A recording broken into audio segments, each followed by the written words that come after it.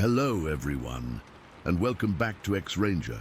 Before we begin, I thought it would be interesting if each of you could leave a comment indicating which part of the world you're joining us from. Also, don't forget to like and subscribe if you're enjoying the episodes. Now let's get comfortable, relax, and start our program. I've been a hunter my whole life. My dad took me out for the first time when I was 12, and I've been hooked ever since. I know the woods, I know animals, and I know what I saw that day in September of '73. It's been 50 years, but I remember it like it happened yesterday. I've never shared this publicly before because, well, who the hell would believe me? But I need to get this off my chest. I was 32 back then, taking a few days off work to go deer hunting in the high Sierras. I loved midweek hunts because you basically had the mountains to yourself. Just me and my dog, Rex, a German Shepherd mix who was the best hunting companion I'd ever had, smart as hell and intuitive.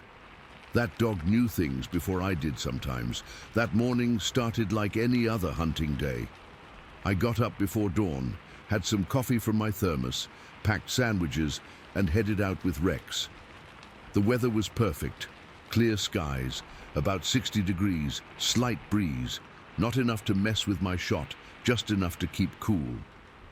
I'd been tracking a decent buck most of the morning, but lost him in a thicket. Around noon, I stopped for lunch on this small ridge that gave me a good view of the valley below. I remember sitting on this fallen log, facing north, eating my sandwich and sharing some beef jerky with Rex. He was calm, just sitting there beside me, watching the woods like he always did. Nothing seemed out of the ordinary. The forest was alive with normal sounds, birds, the occasional rustle in the underbrush, wind through the pines, nothing to indicate what was about to happen. After lunch, I decided to head back to my pickup and try another spot a few miles east where I'd had luck the previous season. Rex and I made our way back through the woods, taking our time, still looking for any sign of deer. My truck was parked on this little dirt turnout off a barely used Forest Service road. I remember I'd backed it in, facing west, so I could load anything I shot more easily. We were maybe 30 yards from the truck when Rex's whole demeanor changed. It was like flipping a switch. 1 second he was trotting alongside me, the next his ears were pinned forward, hackles raised, and he was staring intently at something beyond the truck. Before I could grab his collar, he bolted forward, racing around the vehicle in this frantic pattern I'd never seen before. "Rex, heel!" I called out, but it was like he couldn't even hear me. He was running circles around the truck, barking with this high-pitched panic sound I'd never heard from him before. He jumped into the truck bed, then immediately leaped back out and ran to the hood, still barking frantically in the direction west of us. That's when the fear started creeping in. Rex wasn't a dog that spooked easily. In 7 years of hunting together, I'd seen him stand his ground against coyotes, never flinch at gunshots, and remain calm when we encountered bears at a distance. This behavior was completely out of character. I followed his gaze, looking west beyond my truck. At first, I didn't see anything unusual, just the typical landscape of pines, rocks, and underbrush. Then I spotted what I initially took to be a bear sitting on this large, flat boulder about 50 yards away. It was partially obscured by some brush, but I could make out what looked like dark, grayish fur. I'd encountered black bears dozens of times over the years, and while I always gave them a wide berth, they didn't particularly frighten me. So I raised my rifle, a Remington 7mm Magnum that I'd saved a year to buy, and looked through the scope to get a better view. What I saw in that scope still haunts me. As I focused, the creature turned its head and looked directly at me. I felt my blood run cold. Those eyes, they weren't bear eyes. They were larger, more forward-facing, almost human-like in their intelligence. The face was all wrong for a bear, flatter, lacking the distinctive snout. The fur was a strange grayish-brown color I'd never seen on any black bear or even a grizzly. When our eyes met through that scope, I experienced something I can only describe as a profound wrongness. It was like looking at something that shouldn't exist, something that didn't fit into any category my brain could process. I felt exposed, like this thing was looking through me rather than at me. Rex was losing his mind now, barking so hard I thought he might hurt himself. He jumped back onto the hood of my pickup, still facing the creature, his body rigid with fear or aggression, probably both. I'm not ashamed to admit that panic took over. My hands were shaking so badly I nearly dropped my rifle. I raised it skyward and fired 2 quick shots, hoping the noise would scare the creature away. I remember the crack of those shots echoing through the trees, but the creature didn't bolt like a bear would. It just slowly stood up. Jesus Christ, when it stood up. It must have been over 7 feet tall, maybe 8. The proportions were all wrong. Too tall, too thin for a bear, with these impossibly long arms. It stood on 2 legs naturally, not like a bear that rears up temporarily. I don't remember consciously deciding to leave. It was pure instinct. I yanked open the driver's side door of my pickup, and Rex practically dove inside, scrambling across to the passenger seat. I threw my rifle in after him, jumped in, slammed the door, and started the engine with shaking hands. I remember the tires spinning on the dirt as I reversed, and then gunned it down that Forest Service road faster than was safe. The whole time, I kept checking my rearview mirror, half expecting to see that thing following us. I drove for maybe 20 minutes before I pulled over, my heart still pounding so hard I could feel it in my throat. Rex was pressed against my side, trembling. I'd never seen him so scared. Hell, I'd never been so scared myself. I sat there for a long time, trying to make sense of what I'd seen. I kept telling myself it had to be a bear, maybe one with some kind of deformity or disease that made it look strange. But I knew that wasn't right. I'd been hunting since I was a kid. I knew what bears looked like, how they moved, how they behaved. This wasn't a bear. But if not a bear, then what? I didn't want to say the word, even to myself. It seemed ridiculous, the stuff of tabloids and campfire stories. But sitting there in my truck, with my terrified dog beside me, and the memory of those intelligent eyes still fresh in my mind, I couldn't deny what I was thinking. I drove straight back to the motel in town, packed up my stuff, and checked out a day early, making up some excuse about a family emergency. The clerk must have thought I was crazy, sweating, pale, stammering about needing to leave right away. I drove 3 hours home without stopping once. For weeks afterward, I couldn't sleep properly. I kept seeing those eyes in my dreams. Rex wouldn't leave my side, following me from room to room, like he expected that thing to come crashing through our windows at any moment. He never quite went back to being the confident dog he was before. I told my wife what happened, but I could tell she thought I was exaggerating or had somehow mistaken what I saw. I didn't blame her. If someone had told me this story, I wouldn't have believed it either. I never went back to that specific area of the Sierras. I did eventually return to hunting, but always with a partner, never alone, and never again in that part of the mountains.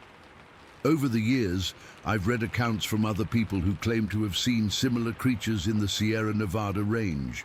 Some details match up with what I saw, others don't. I've thought about reaching out to these people, but what would be the point? Would comparing notes change what happened? Would it make it any easier to explain? The thing that still gets me all these years later is the intelligence I saw in those eyes. That wasn't an animal looking at me. At least not any kind of animal we acknowledge exists. There was something eerily knowing in that gaze, something that recognized me as clearly as I recognized it as something that shouldn't be there.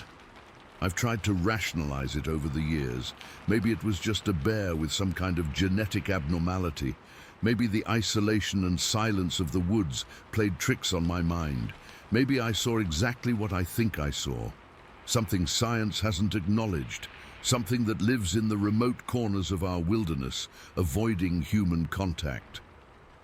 I'm 79 now.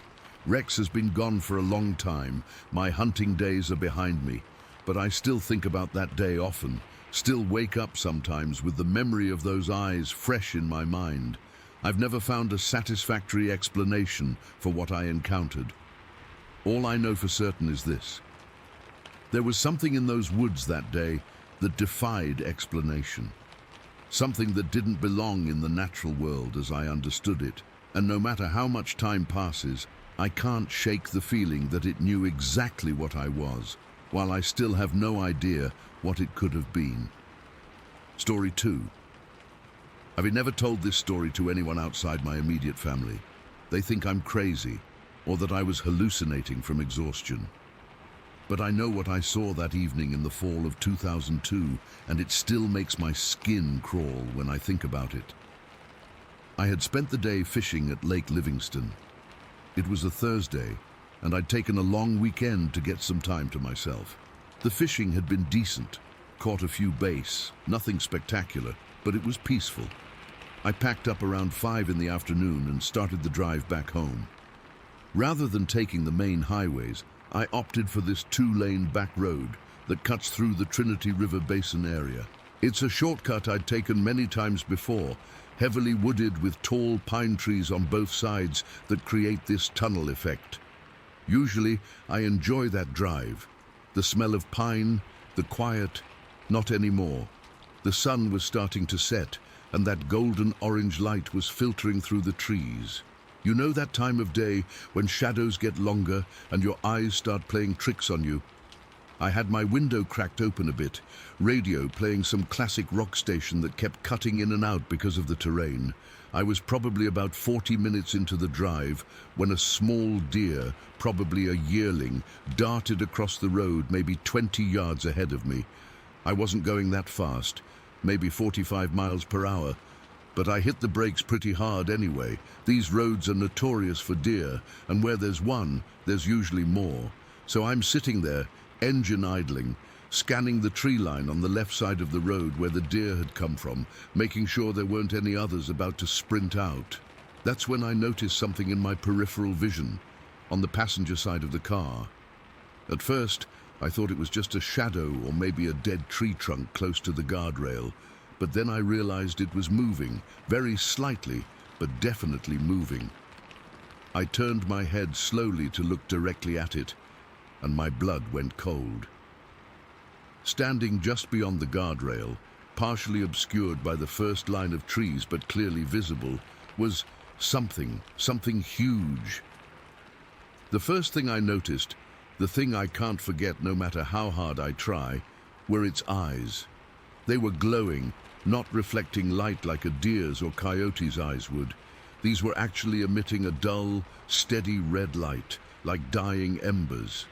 They were sunken deep into its face, giving it this hollow, skull-like appearance that was just wrong. Its face was hairless and grey, with skin that looked weathered and wrinkled, stretched tight across what I can only describe as a not-quite-human skull. The nose was flat against its face, almost non-existent, and its jaw protruded slightly forward, and its mouth, God, its mouth was partially open in what looked like a permanent, twisted grin. I remember gripping the steering wheel so tight my knuckles turned white. I couldn't move, couldn't breathe, couldn't even reach over to roll up my window.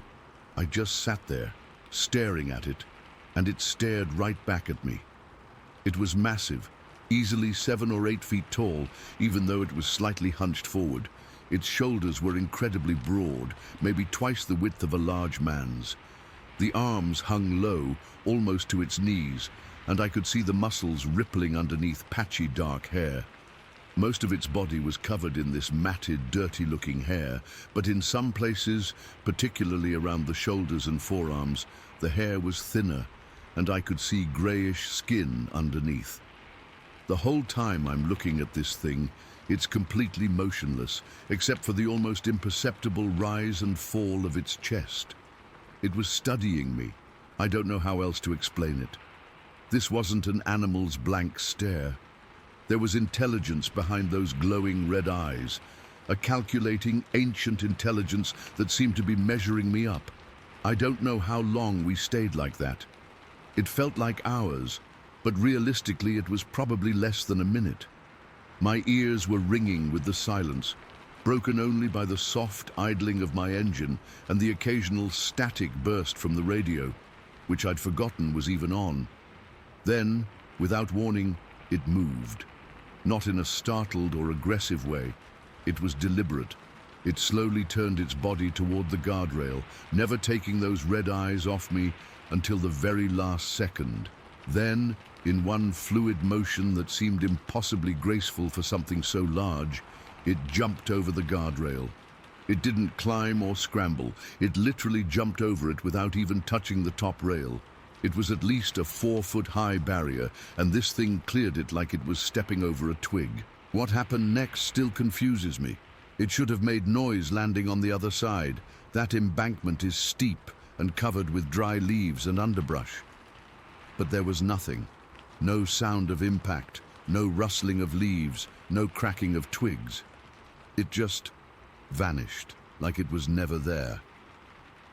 I sat in my car for what must have been 20 minutes, just staring at the spot where it disappeared. Part of me was terrified it would come back, maybe approach my car. Another part of me wondered if I'd imagined the whole thing, but I knew I hadn't. The air felt different, heavier somehow, and there was this smell I hadn't noticed before, like wet fur and something else I couldn't identify, something musty and old. Eventually, I gathered enough courage to put the car in drive and continue on. I drove well under the speed limit the rest of the way home, constantly checking my mirrors and scanning the tree line. Every shadow made me flinch. Every sound from the woods had me pressing harder on the gas pedal. When I finally got home, I locked all the doors and windows and sat in my living room with all the lights on until morning. I couldn't sleep. Every time I closed my eyes, I saw those glowing red embers staring back at me. The next day, I convinced myself to drive back to that spot in broad daylight. I don't know what I was looking for. Tracks, broken branches, some sign that what I'd seen was real. The guardrail was there, just as I remembered it. The embankment was steep and covered in thick brush. I walked along the shoulder for a while, scanning the ground, but found nothing conclusive. Just some broken branches and what might have been a large footprint in a muddy patch near the tree line. But it was partially washed out from morning dew and didn't prove anything. I've spent years trying to make sense of what I saw. At first, I thought it might have been a bear, but I've seen plenty of bears while fishing and hunting. This wasn't a bear. The proportions were all wrong, and bears don't have glowing red eyes or hairless grey faces. Then I considered the possibility it was just some homeless person or a hunter in strange gear, but no human is that big or moves that way, and no human's eyes glow like that. The only explanation that makes any sense, and I hesitate to even write this because it sounds so absurd, is that what I saw was some kind of Bigfoot. Not the typical Sasquatch from the Pacific Northwest that people describe as looking like a giant, hair-covered human or ape. This was older, more weathered, like it had been around for centuries. The intelligence in its eyes wasn't animal-like, but it wasn't human either. It was something else entirely. What haunts me most isn't just the creature's appearance, but the feeling I had while it watched me. I wasn't just afraid. I felt exposed, vulnerable, like it could see right through me, like it knew me somehow. I've never felt so small and insignificant as I did in those moments. I drive a different route now when I go fishing at Lake Livingston. It adds an extra 45 minutes to my trip, but I can't bring myself to drive down that road again, especially not as dusk approaches. Sometimes I wonder if it's still out there, watching from the tree line as cars pass by. I wonder if anyone else has seen it, and like me, been too afraid of ridicule to come forward. I still fish and hunt in those woods, but I'm different now. More alert, more aware of my surroundings. I don't stay out as the sun sets anymore. And sometimes, when I'm deep in the pines and the wind dies down and everything gets quiet, I get this overwhelming feeling that I'm being watched. I don't see those red eyes, but I can feel them on me, studying me just like they did that evening. I've researched similar sightings in East Texas over the years. There are stories, not many, but enough to make me think I'm not crazy. Most describe traditional Bigfoot encounters, large, hair-covered beings that run away when spotted, but a few mention the eyes, the glowing red eyes, and that horrible, fixed grin. That day changed me. I used to think we understood our world, that science had catalogued and explained all the large creatures that share this planet with us. Now I'm not so sure. There are places in those deep pine forests where the shadows seem darker, where the silence feels heavier, places where something ancient still moves among the trees, watching and waiting with patient, glowing eyes. I still don't know what it was that I saw that evening, but I know it saw me too. And sometimes in my nightmares it's still watching. Story 3. I've never really shared this with anyone outside our camping group. It happened back in 2003 at Javes Pond in the Adirondacks. My wife Sarah and I had been looking forward to this trip for months, a weekend getaway with our friends Mike and Lisa and Tom and Jennifer. We're all experienced campers, not the glamping type either.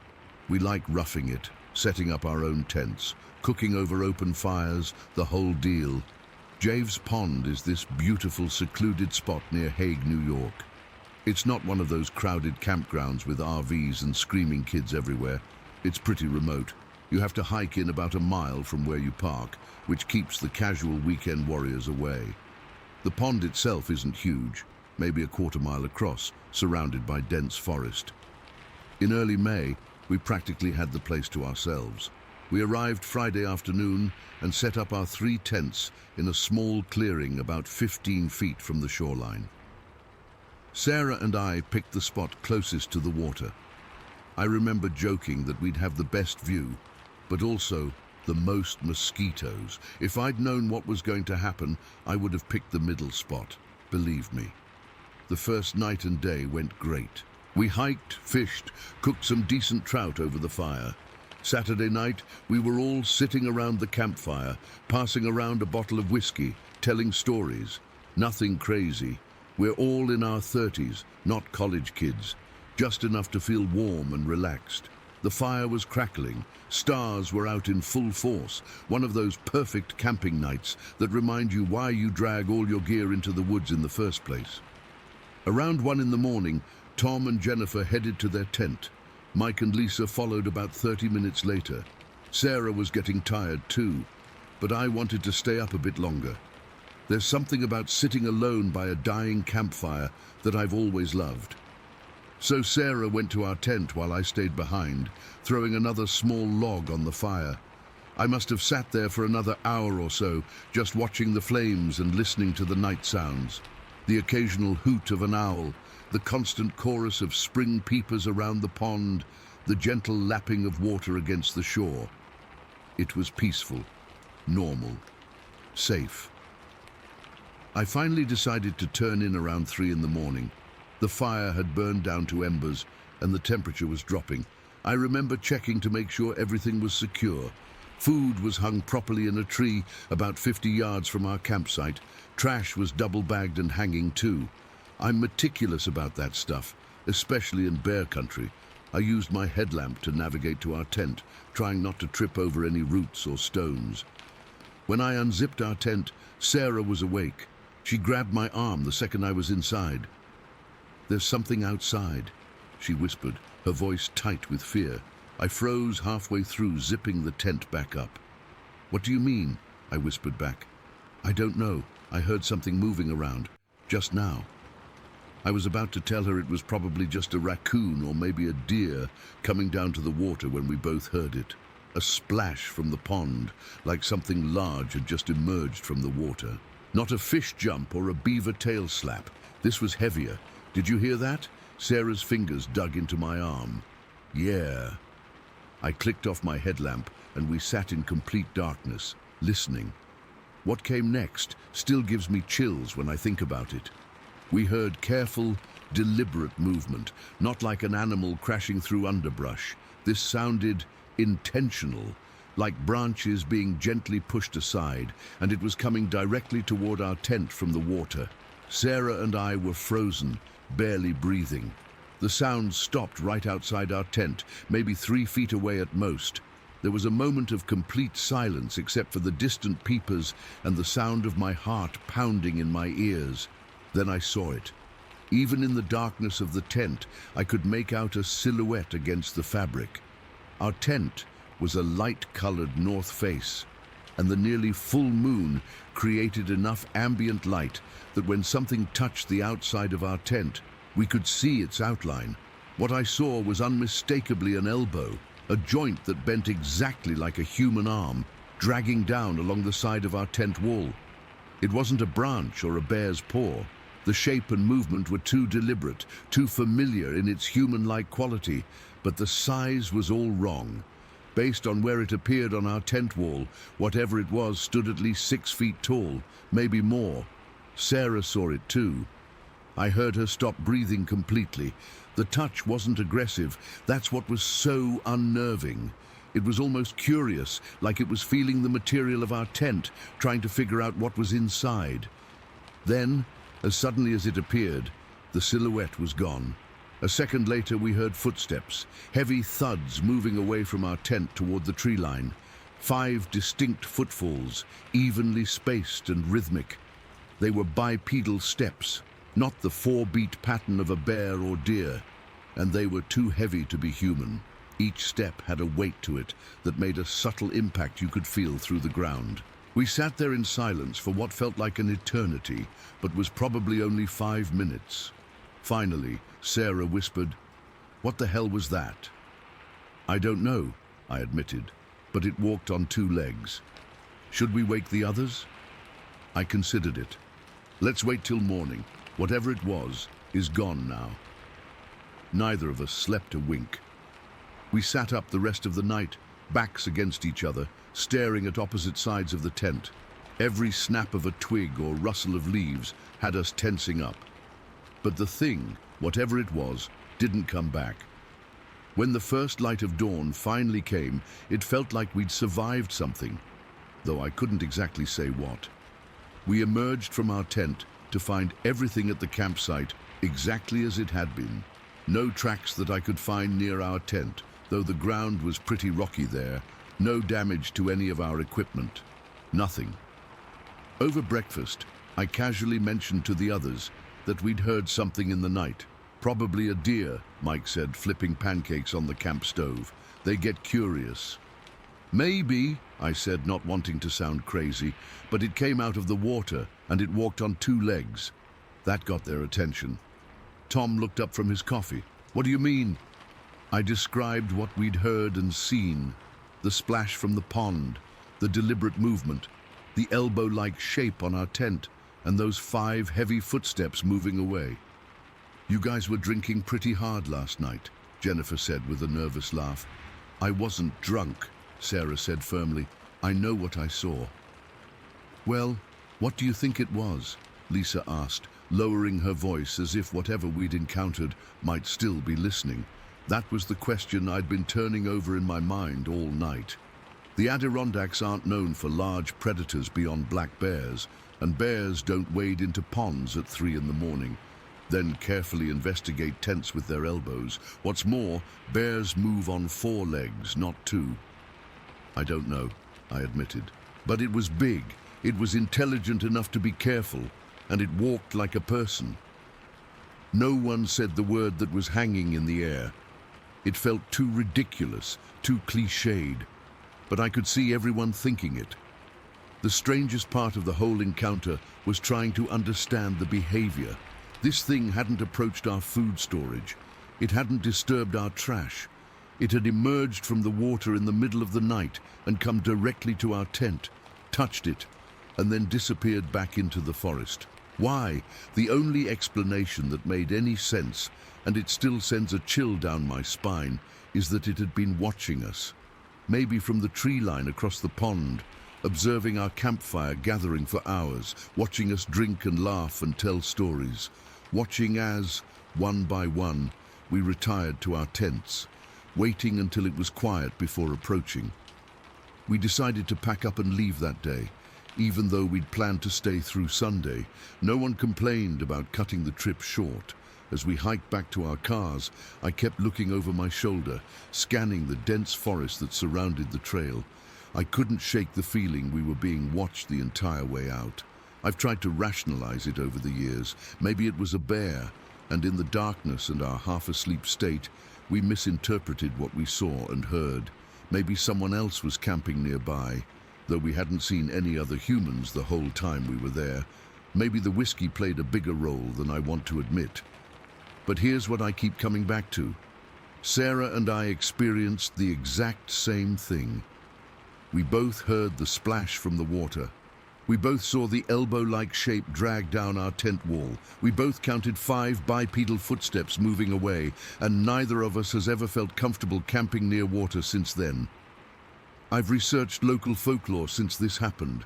The Adirondacks have their share of Bigfoot sightings over the years. I never gave those stories much credence before. I'm still not saying that's what we encountered that night, but something large, intelligent and bipedal visited our campsite at Javes Pond. Something that emerged from the water at 3 in the morning. Something that seemed more curious than threatening, but no less terrifying for that fact. Whatever it was, it changed something in me. I still camp, still hike, still love the outdoors, but I always sleep with one ear open now, and I never, ever set up my tent right next to water. Story 4. I'm still trying to make sense of what happened to me last August. I've been backpacking for years, done plenty of solo trips, and never experienced anything like this. I've barely told anyone because I know how it sounds, but I need to get this off my chest. It was August 31st, 2021. I'd planned a 2-day solo hike through the Angelina National Forest in East Texas. Nothing extreme, just a simple wilderness loop I'd done before. The weather forecast showed some rain coming the next day, but I figured I'd be heading out by then anyway. I hit the trail around noon. It was hot and humid, typical Texas summer. The first few miles were pretty uneventful. I passed the first couple of designated campsites, both empty. Actually, I hadn't seen another person since I left the trailhead parking lot. That wasn't too surprising for a Tuesday, but it still felt unusually quiet. By mid-afternoon, I reached campsite 4, which is about 6 miles in. It had a small fire ring surrounded by some logs for seating. I decided this would be my spot for the night. I set up my hammock between 2 sturdy oaks, about 20 feet from the fire pit, and hung my tarp overhead, in case the rain came early. After getting camp organized, I needed to find water. My supplies were running low, and there was supposed to be a small creek in a ravine about 100 yards from camp. I grabbed my filter and water bottles and headed down into the ravine. That's when I saw it, this bizarre structure made of trees. At first, I thought maybe it was storm damage, but looking closer, it was clearly deliberate. Several trees, freshly broken, not cut but snapped, were bent inward from different directions, creating this teepee-like formation. The breaks were fresh. I could smell the sap. Some of the trees were pretty thick too, at least 4 or 5 inches in diameter. It would take serious strength to snap them like that. I felt a weird sensation crawl up my spine, but brushed it off. Probably just some other hikers messing around, right? I filled my water bottles quickly and headed back to camp. As the sun set, I got a small fire going and heated up my dinner. The forest grew quieter than I expected. Usually you hear all kinds of wildlife, especially as night falls, but there was almost nothing. Just the occasional distant bird call, then silence. Around 9:30, I was getting ready to turn in when I heard 2 distinct knocks coming from the direction of the ravine. Knock, knock. Loud, deliberate, like someone hitting a tree with a baseball bat. I called out, "Hello? Anyone there?" Nothing. I told myself it was probably just a branch falling or some animal. I climbed into my hammock with my headlamp and started reading on my Kindle to relax. Maybe 20 minutes later, I heard branches snapping, not small twigs, but the sound of someone or something moving through the underbrush. Then came this loud snort, like a cross between a pig and a horse, but deeper. It was close. maybe 30 feet from my hammock. My heart started racing. We have wild hogs in East Texas, but they don't usually come close to humans. I grabbed my flashlight and shined it in that direction, but saw nothing. The forest had gone completely silent again. I lay back down, keeping my knife close by. Just as I was starting to calm down, something hit my tarp. Not hard, but definitely deliberate, like someone had tossed a small stick at it. I froze, listening intently, but heard nothing moving. Then, about 20 minutes later, I heard a rock land with a hard thunk in the dry creek bed behind me. It wasn't a small pebble. It sounded heavy, like someone had thrown it. I was seriously freaked out now. I called out again, louder this time. "I know someone's out there. I'm just trying to camp peacefully." My voice sounded pathetic even to my own ears. The response was more silence, then more movement. Careful, deliberate footsteps circling my camp, always just beyond where my flashlight could reach. Whatever it was seemed to know exactly how far to stay back, to remain invisible. I didn't sleep at all. Throughout the night, the activity continued. I'd hear something shifting the coals in my fire pit, then peeling bark from the logs around it. Small twigs would occasionally hit my tarp from different directions. Every time I turned on my flashlight, the sounds would stop immediately, only to resume a few minutes after I turned it off. Around midnight, I heard something touching my backpack, which was hanging from a tree about 10 feet from my hammock. I distinctly heard the zipper on the outer pocket being touched, not opened, just fingered. I yelled out and shined my light, but again, nothing was there. The most unsettling thing happened around 1 in the morning. I heard what sounded like a woman speaking quietly, just at the edge of the clearing. I couldn't make out any words. It was more like mumbling or whispering. I've never felt such pure terror in my life. I called out, asking who was there, but got no response. About 30 minutes later, high-pitched screams started coming from somewhere in the forest. Not human screams, at least I hope not, but not like any animal I've heard before. They were answered by deeper, more powerful screams from the ridge above my camp. This call and response went on for about 5 minutes, then stopped abruptly. I was considering packing up and trying to hike out with my headlamp when it started to rain. Not heavy, just enough to make the forest floor slick and hiking in the dark dangerous. I was trapped. Around 4 in the morning came the sound that still haunts me. From the hollow below my campsite came this ghostly howl. It started high-pitched, then dropped to this guttural, rumbling tone that seemed to vibrate through the ground. It wasn't a wolf or coyote. It was something else entirely. It sounded almost human, but not quite, like a warning or a call. I've never heard anything like it before or since. After that final howl, things quieted down somewhat.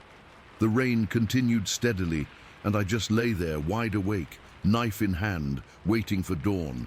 As soon as there was enough light to see, I packed up as quickly as I could. My hands were shaking so badly I kept fumbling with my gear.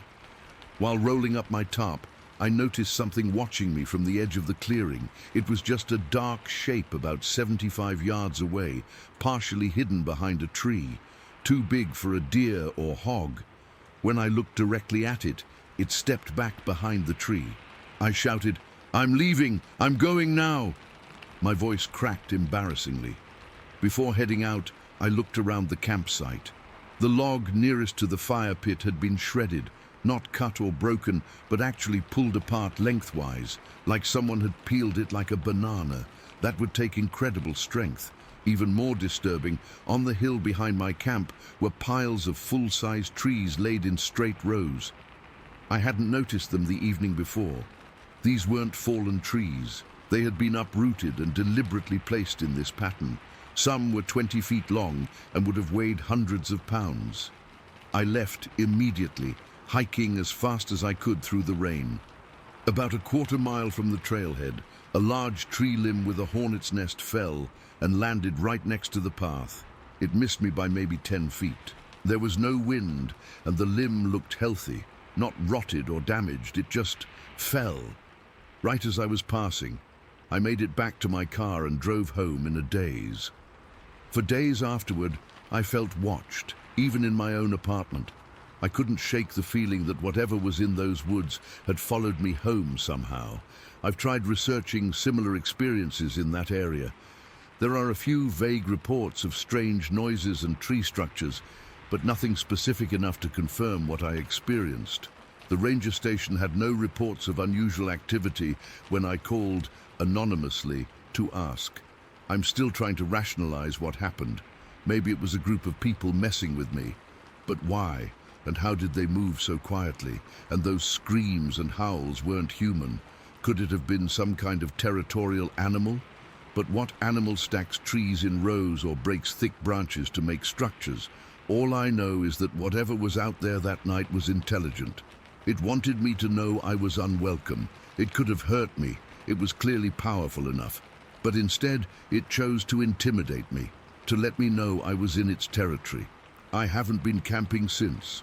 I've always loved the outdoors, but now I can't shake the feeling that something is watching me from just beyond the tree line, something that doesn't want me there. I'm not saying it was Bigfoot or anything supernatural. I honestly don't know what it was, but something intelligent was in those woods with me that night, something that didn't want me there, and whatever it was, it made damn sure I knew it. Story 5. I've been sitting on this experience for nearly 10 years now, and I still get goosebumps thinking about it. I'm not some attention seeker or someone who believes every bump in the night is something paranormal. I worked in the oil fields in Alberta for years. I'm a practical guy who likes facts and explanations. But what happened to me that summer has no explanation I can accept. It was July 2014, and I had just started a 2-week break from my job in the oil patch. I was 24 then, living with my parents on their acreage outside Valley View while saving up for my own place. The money was good in the fields, but the work was grueling. 12-hour shifts, 2 weeks on, 1 week off. After months of noise, machinery, and people barking orders, all I wanted was some peace and quiet. I decided to take my dog Buck, a German Shepherd Husky mix, on a camping trip. Buck was my shadow, loyal, smart, and protective. I packed my tent, cooler with enough beer and food for a few days, my fishing gear, and Buck's stuff into my F-150. I'd found this perfect spot years earlier while hunting with my dad, a secluded clearing by the Little Smoky River, about 15 kilometers from the nearest gravel road. No cell service, no people, just wilderness. The drive-in was rough, a logging road that hadn't been maintained in years, then an old quad trail that my truck barely fit through. But that's what I wanted. Isolation. When we arrived, it was perfect.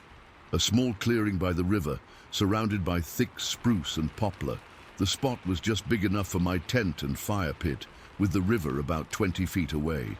The first 2 days were exactly what I needed. I caught pike and walleye, drank beer by the fire, and let Buck roam the area. He'd chase squirrels and splash in the shallows while I read or napped in my camp chair. The nights were peaceful, just the sound of the river, the occasional owl, and the crackling fire. I slept in my tent with Buck curled up at my feet, and for the first time in months I felt relaxed. The third day started like the others. I woke up around 7, made coffee over the fire, and took Buck for a walk along the river. We fished most of the day, and I caught enough walleye for dinner. As the sun started to set, I was by the river cleaning the fish, tossing the guts into the water. Buck was nearby, sniffing around the shoreline. That's when things changed. Buck suddenly stopped what he was doing. His ears perked up, and he stared intently at the tree line behind our camp. At first, I thought he'd spotted a deer, or maybe a bear, not uncommon in that area. But instead of barking or chasing after it like he normally would, he started whining. Then he bolted straight to my truck, crawled underneath it, and continued whining while keeping his eyes fixed on the forest. "What's up, buddy?" I called to him, but he wouldn't budge. That's when I noticed the silence. The forest had gone completely quiet. No birds, no insects, nothing. And then the smell hit me. It was like roadkill that had been baking in the sun for days, mixed with something musky and damp, like wet fur. The stench was so strong I could taste it.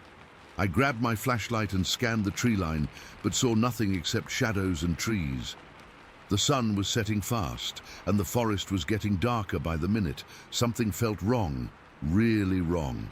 Every instinct told me to pack up and leave, but it was already getting too dark to navigate that rough trail safely.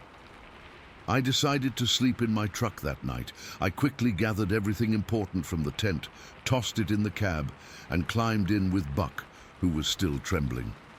He refused to leave the vehicle, even to pee. I locked the doors, rolled up the windows despite the summer heat, and kept my shotgun, which I'd brought for protection against bears, across my lap. I tried to rationalize what was happening.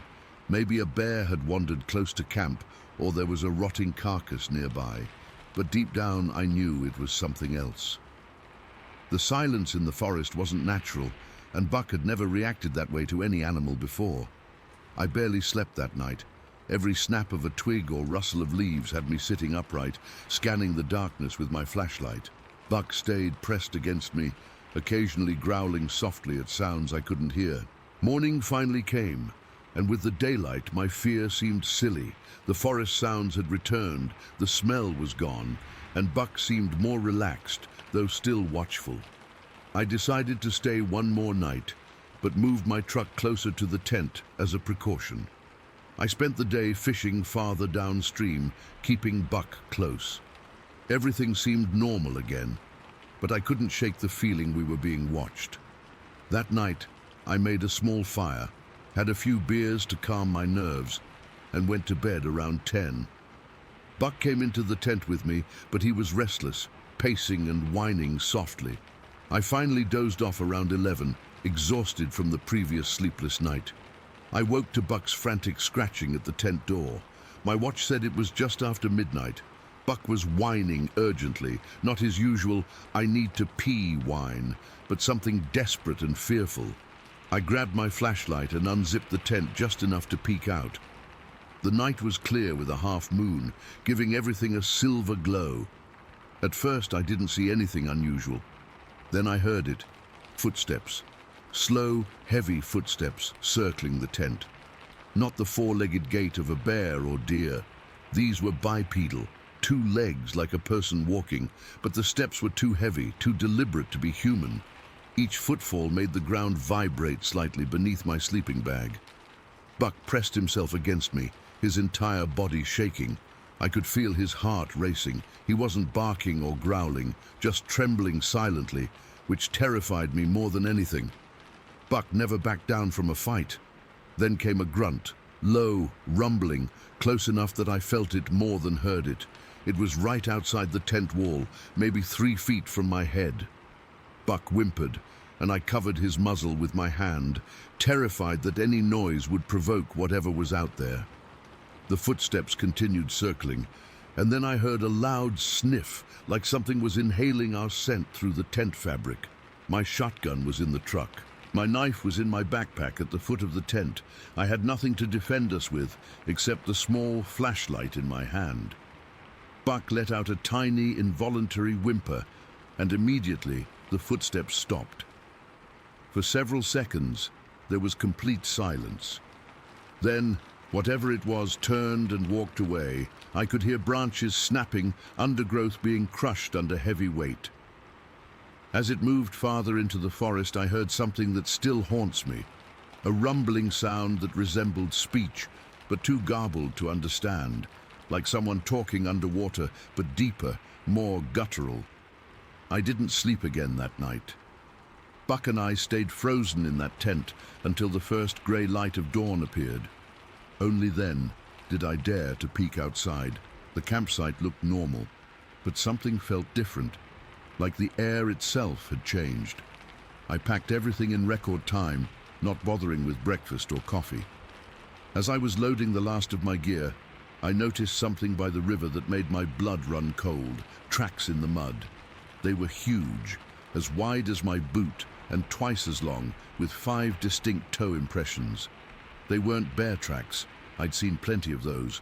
These were almost human-like, but massive and deep, as if whatever made them weighed hundreds of pounds. I snapped a few photos with my phone, then got the hell out of there. The drive back to the main road was tense, with Buck staring out the window and growling occasionally. I kept checking the rearview mirror, half expecting to see something following us. I didn't tell anyone what happened. What could I say? That Bigfoot stalked my campsite? I'd sound crazy.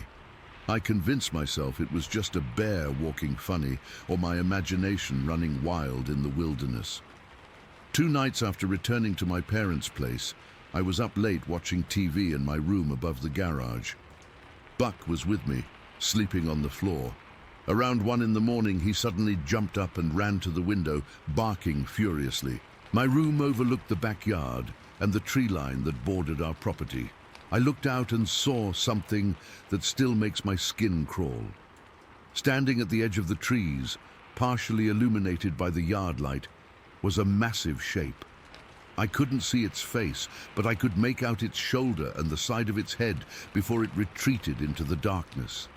It was tall, at least 7 feet, and covered in what looked like dark fur. I woke my parents, but by the time we got outside with flashlights, whatever it was had disappeared. My dad thought it was probably a moose, but moose don't stand upright at the edge of your yard and watch your window. The next morning, I checked the fence line where I'd seen the figure. The barbed wire was bent down, and there were broken branches and tufts of dark hair caught in the wire. The ground was too hard to show tracks, but something big had crossed there. For about a week afterward, Buck refused to go outside alone, even during daylight, and sometimes at night I'd hear tapping sounds, like fingers drumming on the house siding outside my window. My parents never heard it, and I never mentioned it to them. I never saw the creature at home again, but I'm convinced of one thing. Whatever I encountered at the little smoky river followed me home. It tracked my scent over creeks and farmland, across kilometers of wilderness, just to stand outside my window. I've never gone camping alone since then. I still work in the oil fields, still consider myself a rational person. But I know what I saw, what I heard, what I smelled. There are things in the northern forests that don't have names, that aren't supposed to exist, and sometimes, if you're unlucky enough, they take an interest in you. I still have those photos of the tracks on an old phone somewhere. Sometimes I think about posting them, but what's the point? People would just say they're fake or misidentified, but I know what made them. And sometimes, on windy nights when the trees sway and branches scrape against the house, I still find myself checking the windows, making sure nothing is standing out there in the darkness, watching me. Story 6. I still don't sleep right most nights, not since last fall. I keep the floodlights on all night, every night. My neighbors probably think I'm paranoid, but they don't know what I saw, what I heard, what I smelled. I'm posting this because I need to tell someone who might actually believe me, because my friends sure as hell don't. I live just outside Chillicothe, Ohio, in a small house that sits on about 2 acres. It's nothing fancy, but it's mine, and I always liked how the property backs up to a thick stretch of woods, used to like it anyway. Now that wooded area fills me with dread every time I look at it. It was mid-October 2021. I remember because the leaves had just started changing, and there was that crisp fall smell in the air. I was working late shifts at the warehouse, so I pulled into my driveway around 11 that night. I was dead tired, just wanting to grab something to eat and crash. As I got out of my truck, I noticed something at the far corner of my yard, right by the tree line. At first, I thought maybe it was a deer. We get them all the time, and they're usually pretty bold, but something felt off. The shape was too big, too solid, too upright. I keep a maglite in my truck, one of those big heavy ones, and I grabbed it and pointed it toward whatever was standing there. What I saw, I still try to rationalize it sometimes. It was massive, like seriously massive. I'm 6'1", and this thing had to be over 7 feet tall, maybe closer to 8. It had these incredibly broad shoulders and long, thick arms that hung down lower than a person should. The flashlight beam didn't reach it perfectly, but I could make out that it was covered in dark hair or fur. Not like a bear, more like a matted coat covering its whole body. I stood there frozen, my heart pounding so hard I could hear it in my ears. The thing just stared back at me. I couldn't make out its face clearly, thank God, but I could tell it was looking right at me. Not like an animal that's startled by a light, like something that was studying me. Then it did something that still makes my blood run cold when I think about it. It reached up, without even fully extending its arm, and snapped off a thick branch from one of the trees, not a twig or a small limb, a proper branch that had to be at least 5 inches thick. It snapped it off like it was nothing, no strain at all, just crack. Then it threw it.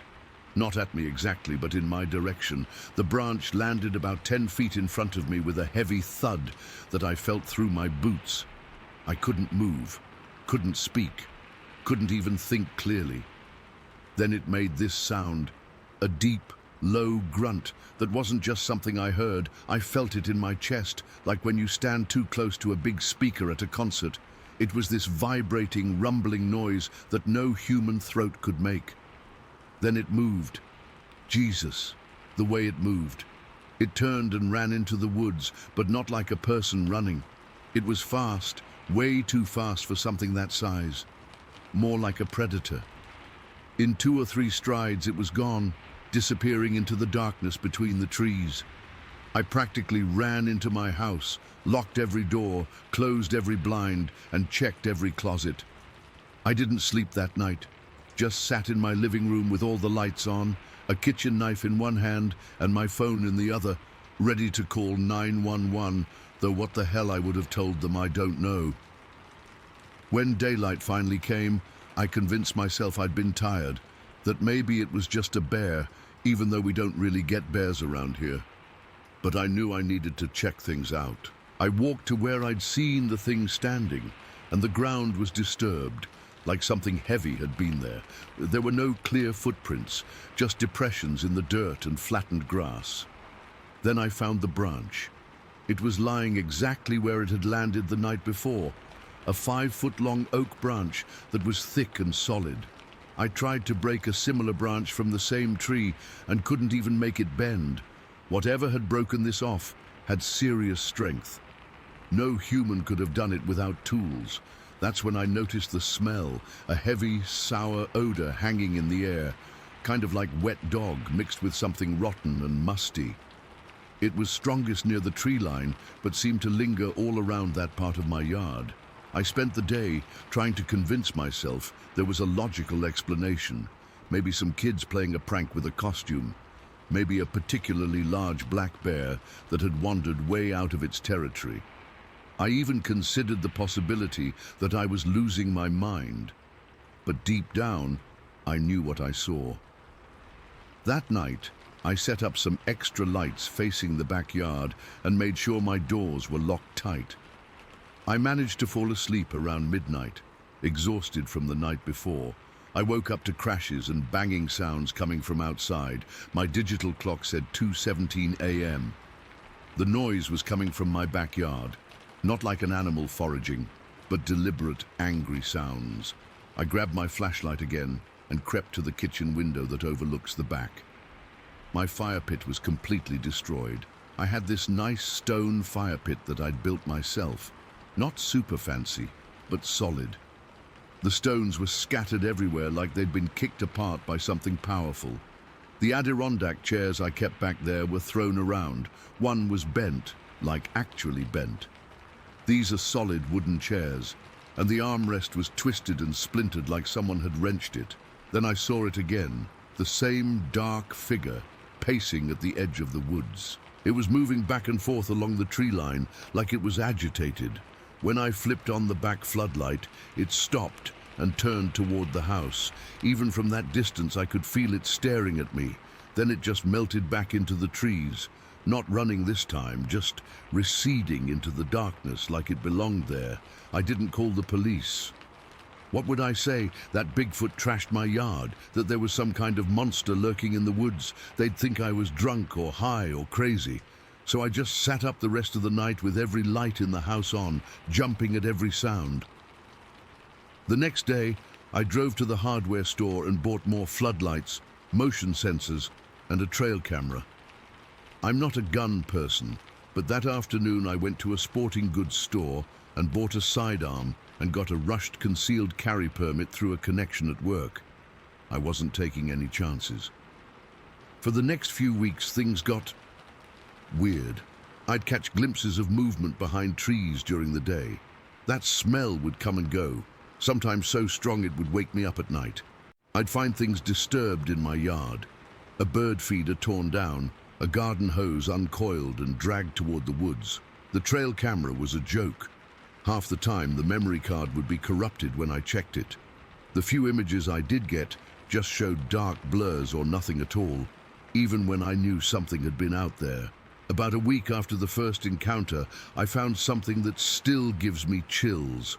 There were claw marks on a tree near my back fence. Not like a bear's claw marks that go across. These were more like gouges running up and down, and they were a good 7 feet up the trunk, like something tall had stood there and just, I don't know, marked its territory or something. I've thought about moving, but this is my home. I've put everything I have into this place, so I've adapted instead. I keep those floodlights on all night, every night now.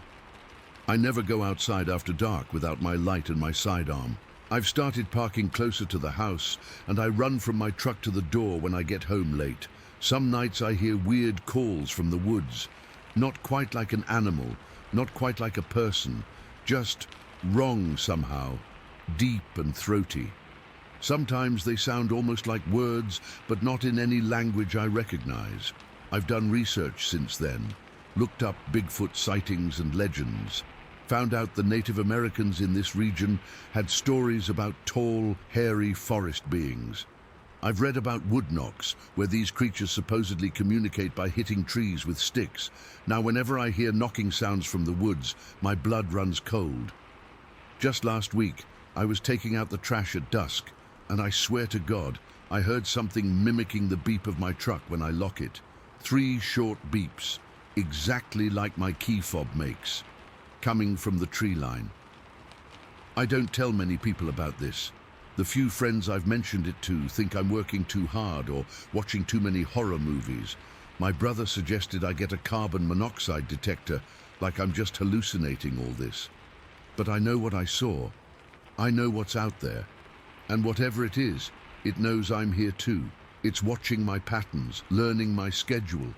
Sometimes I think it's just curious, but other times, like when it destroyed my fire pit, I think it's sending me a message, letting me know that this is its territory, not mine. So I keep the lights on, I stay vigilant, and most importantly, I stay away from those woods. Whatever's in there, it's not natural, not normal, and definitely not something I want to meet face to face again. I just needed to tell someone who might believe me. I'm not crazy. I'm not making this up.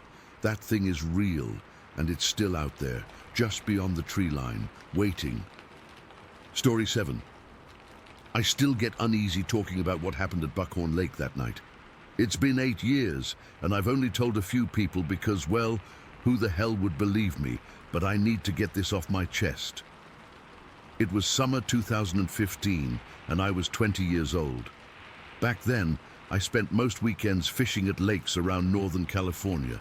Nothing serious, just me and some buddies catching bass, drinking beers, and enjoying being away from everything. Fishing was my escape, you know.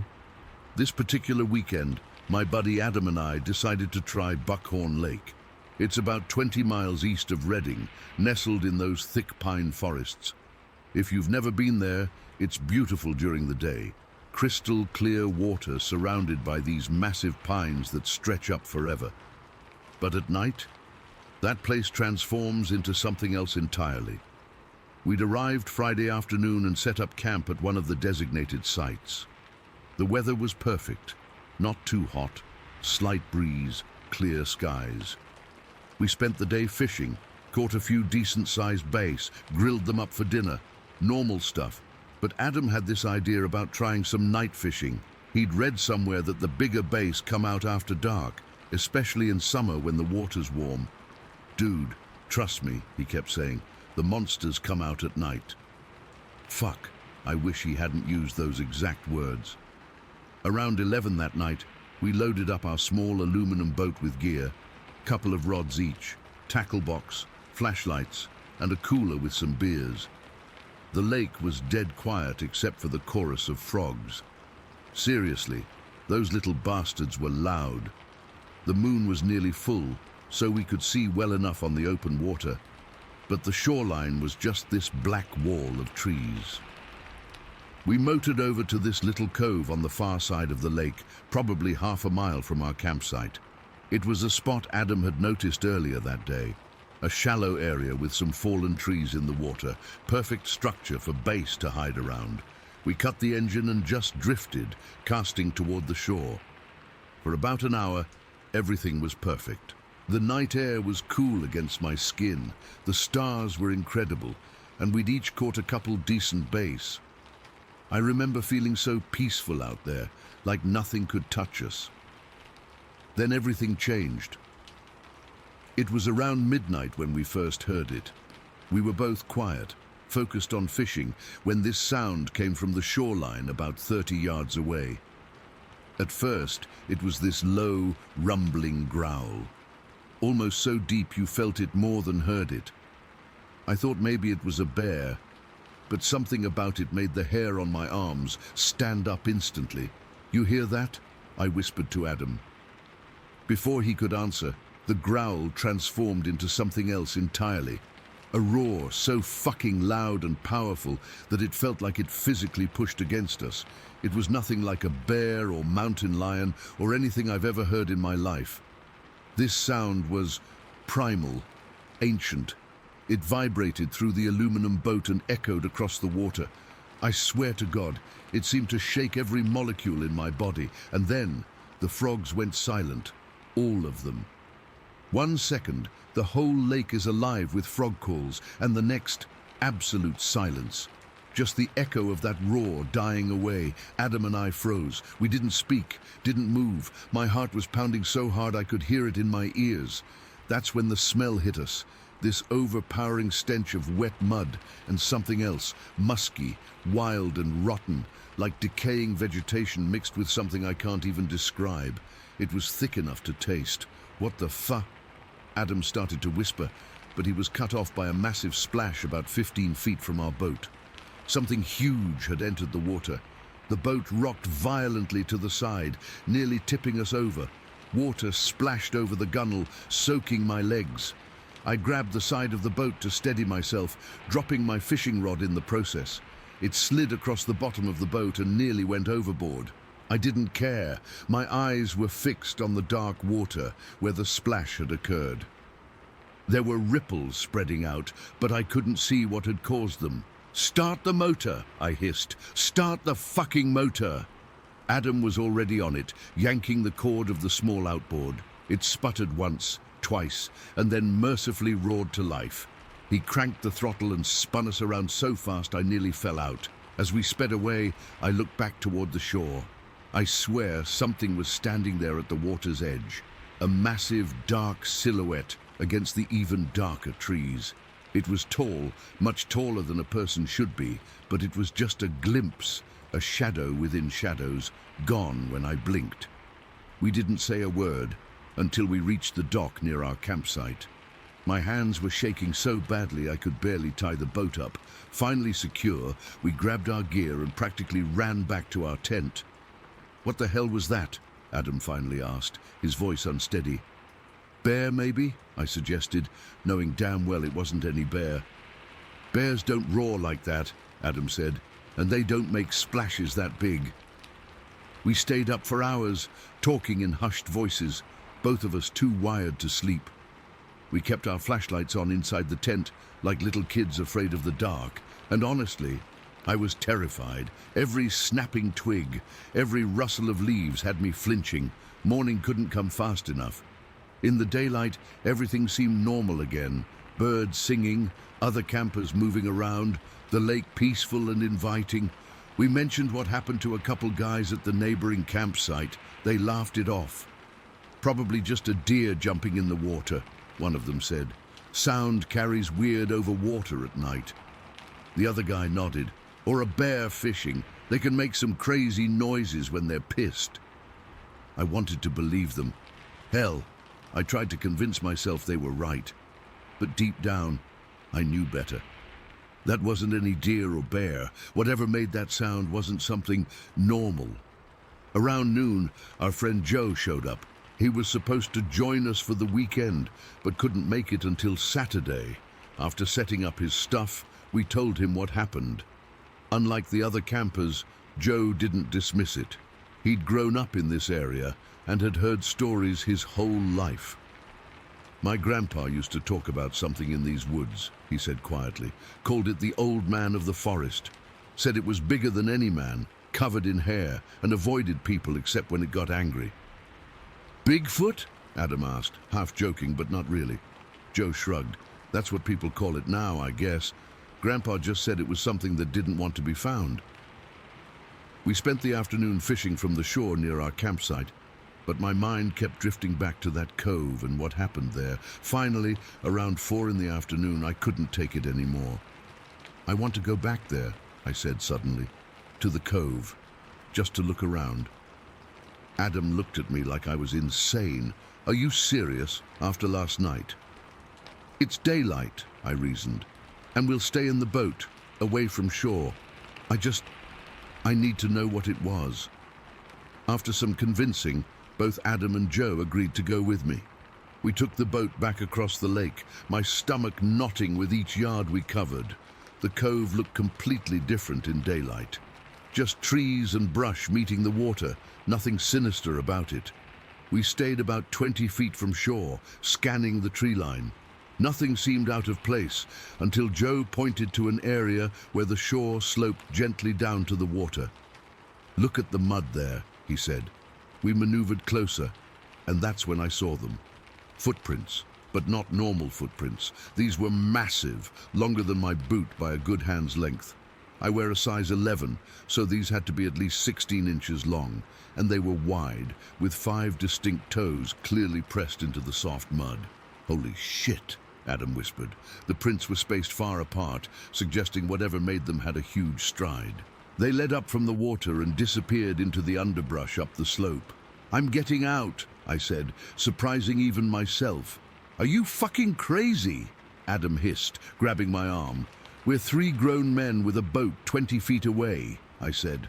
It's broad daylight. I just want a closer look at those prints. Against their protests, I guided the boat to a spot where we could safely beach it. The moment my feet touched the shore, I felt exposed, vulnerable. But curiosity pushed me forward. Joe followed, then reluctantly, Adam. The footprints were even more impressive up close. Deep, with clear toe impressions and a massive heel. They were fresh too, probably from last night. I placed my boot next to one for comparison, and it made my stomach drop. Whatever made these was enormous. Let's follow them, Joe suggested quietly. Just a little way. The prints led up a gentle slope into the trees. We followed cautiously, moving from one massive footprint to the next. They continued in a straight line through the underbrush, crushed vegetation marking the path even where the ground was too hard for prints. We'd gone maybe 50 yards into the forest when I heard it, a branch snapping somewhere to our right in a dense tangle of brush and fallen logs. It wasn't loud, but in the quiet forest, it might as well have been a gunshot. We all froze. My heart started racing again, that same primal fear from last night washing over me. Nothing moved in the brush, but I could feel something there, watching us. The sensation was overwhelming, like standing in front of a predator, knowing you've been spotted but unable to spot it back. We need to go, Adam whispered. Now! Nobody argued. We backed away slowly, eyes fixed on that tangle of brush, and then turned and walked quickly back to the boat. Nobody ran. Somehow that felt dangerous, like it might trigger something to chase us, but we didn't dawdle either. The entire time, that feeling of being watched never left. It was like a physical weight pressing against my back. Only when we pushed the boat off and were a good 30 feet from shore did I finally exhale. We didn't go back to the cove again. We packed up that evening and left a day early. None of us wanted another night at Buckhorn Lake. I've spent 8 years trying to rationalize what happened. Maybe it was a bear. Maybe the footprints were from someone playing a prank. Maybe the sound was some weird echo or combination of natural noises. But deep down, I know better. Whatever was in those woods that night wasn't anything that's supposed to exist. The footprints, the roar, the feeling of being watched, it was all too real, too intense to dismiss. I haven't been back to Buckhorn Lake since then. I still fish other lakes in Northern California, but always in groups and always in daylight. Sometimes when I'm near the water at dusk and the frogs start their chorus, I find myself listening for any sudden silence, because now I know what that silence means. Something is there, watching from the trees, something that doesn't want to be found, but sometimes, for reasons I'll never understand, makes itself known. Story 8. I've never really told this story to anyone outside my immediate family and the friends who were there that day. It happened back in the summer of 1995 when I was 12. It's weird. I'm in my 40s now, but I can still remember it like it was yesterday. Some things just stick with you. I grew up in Chesterfield, Massachusetts, a tiny town most people have never heard of. My parents' house backed up to miles of forest, and during summer break, that forest was our playground. No video games or internet to keep us busy back then. Just endless woods to explore with my buddies Mike and Jason. That summer, there was this rumor going around the neighborhood kids about a cliff with a hidden cave somewhere deep in the woods. Supposedly, some high school kids had found it, and according to the stories, they'd discovered all kinds of cool stuff inside. Old Native American artifacts, animal bones, even some kind of abandoned moonshine still. Looking back now, it was probably all BS, but to 12-year-olds, it was irresistible. We'd been planning our expedition for days. I packed my backpack with all the essentials, a flashlight, some granola bars, a couple of Capri Suns, and my Swiss Army knife that my dad had given me for my birthday. I felt like a real explorer. Mom thought we were just going to hang out at the creek about a half-mile into the woods, our usual spot. If she'd known we were planning to hike several miles looking for some mystery cave, she would have shut it down immediately. It was a Tuesday morning in July when we set out. Hot and sticky, but not unbearable yet. One of those perfect New England summer days. We met up at my house around 9 in the morning. Jason brought binoculars he'd borrowed from his dad, and Mike had a compass that didn't really work right but made us feel official. We started on the trail behind my house, the one that led to the creek, but then veered off onto a deer path I'd spotted a few weeks earlier. None of us had ever gone this far before.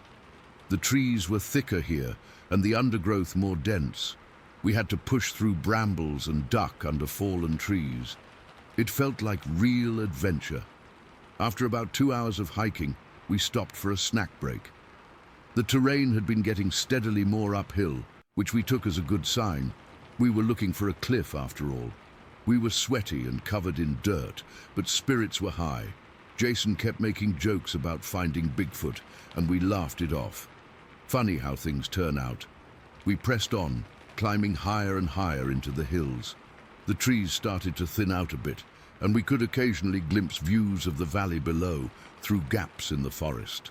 It was getting hotter, and our water supplies were running low, but we weren't about to turn back, not when we could tell we were getting close to something interesting.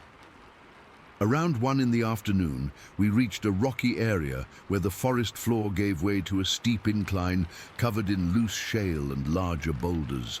Above us loomed what had to be the cliff we'd heard about, a wall of granite about 30 feet high. It wasn't as dramatic as we'd imagined, but to 3 12-year-old boys, it might as well have been El Capitan.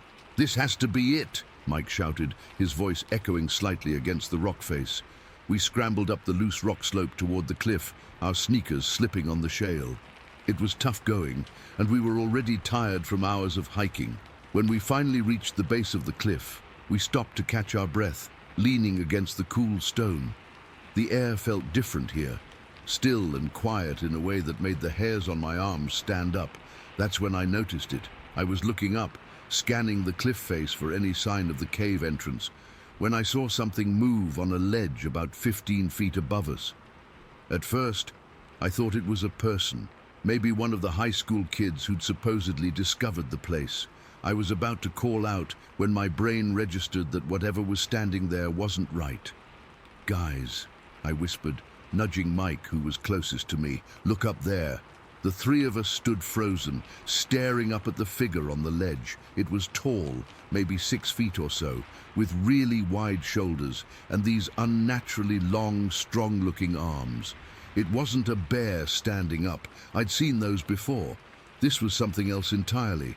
It had dark hair covering its arms and legs, but not like a person's hair, more like a chimp's, but shorter and thicker.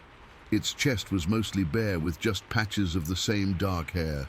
There was heavier hair around its waist and lower body. The face, I couldn't make out details of the face from where we stood, but I remember thinking it looked almost human-like, but not quite. A broader nose, a prominent brow. The thing that really struck me was how it was just standing there, watching us.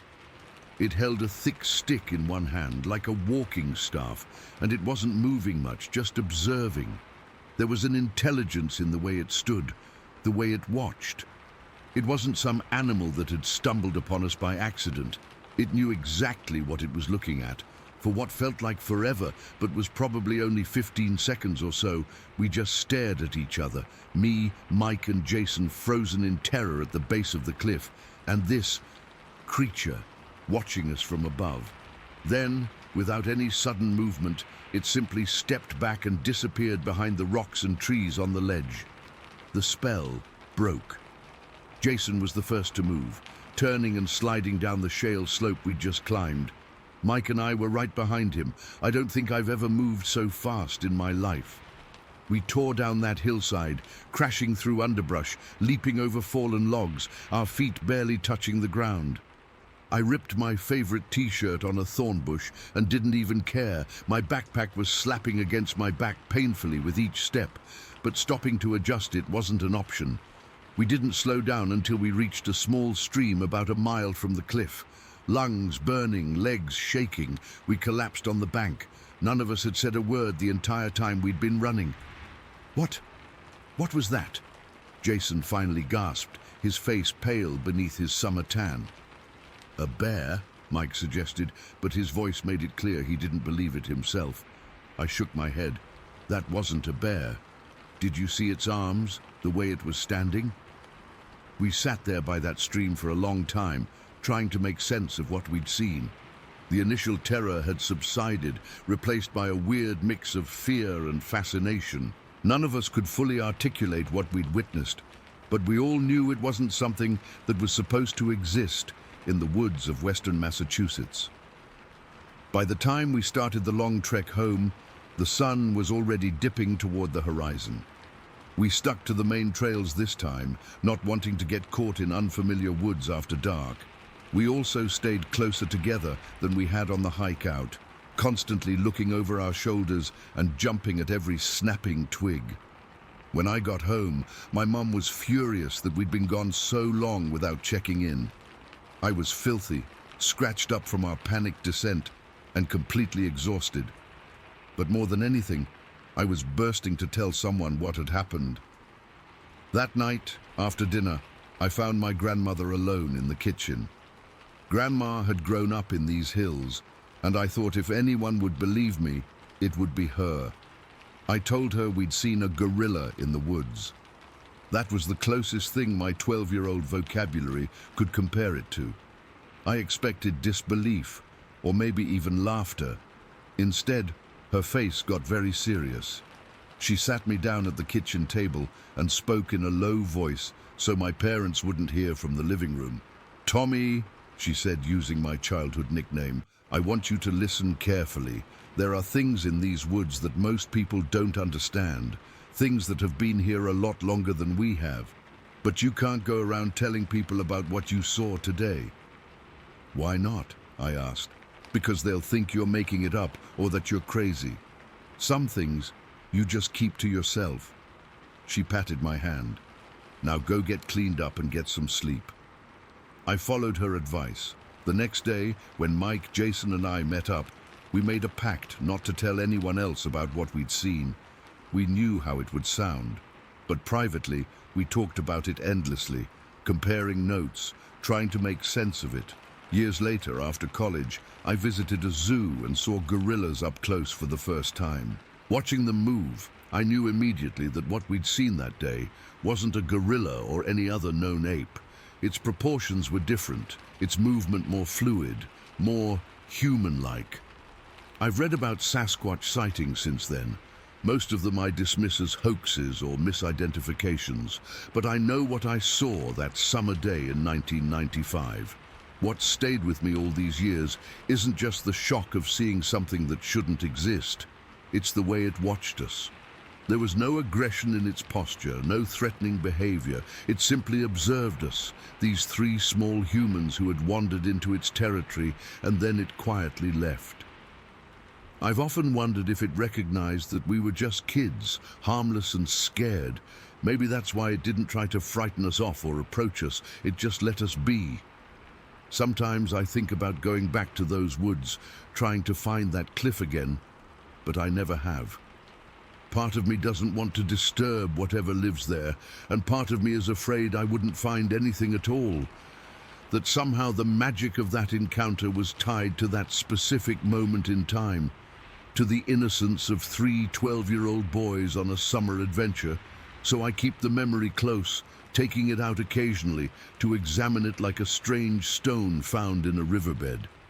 I don't expect anyone to believe me, but I know what I saw that day.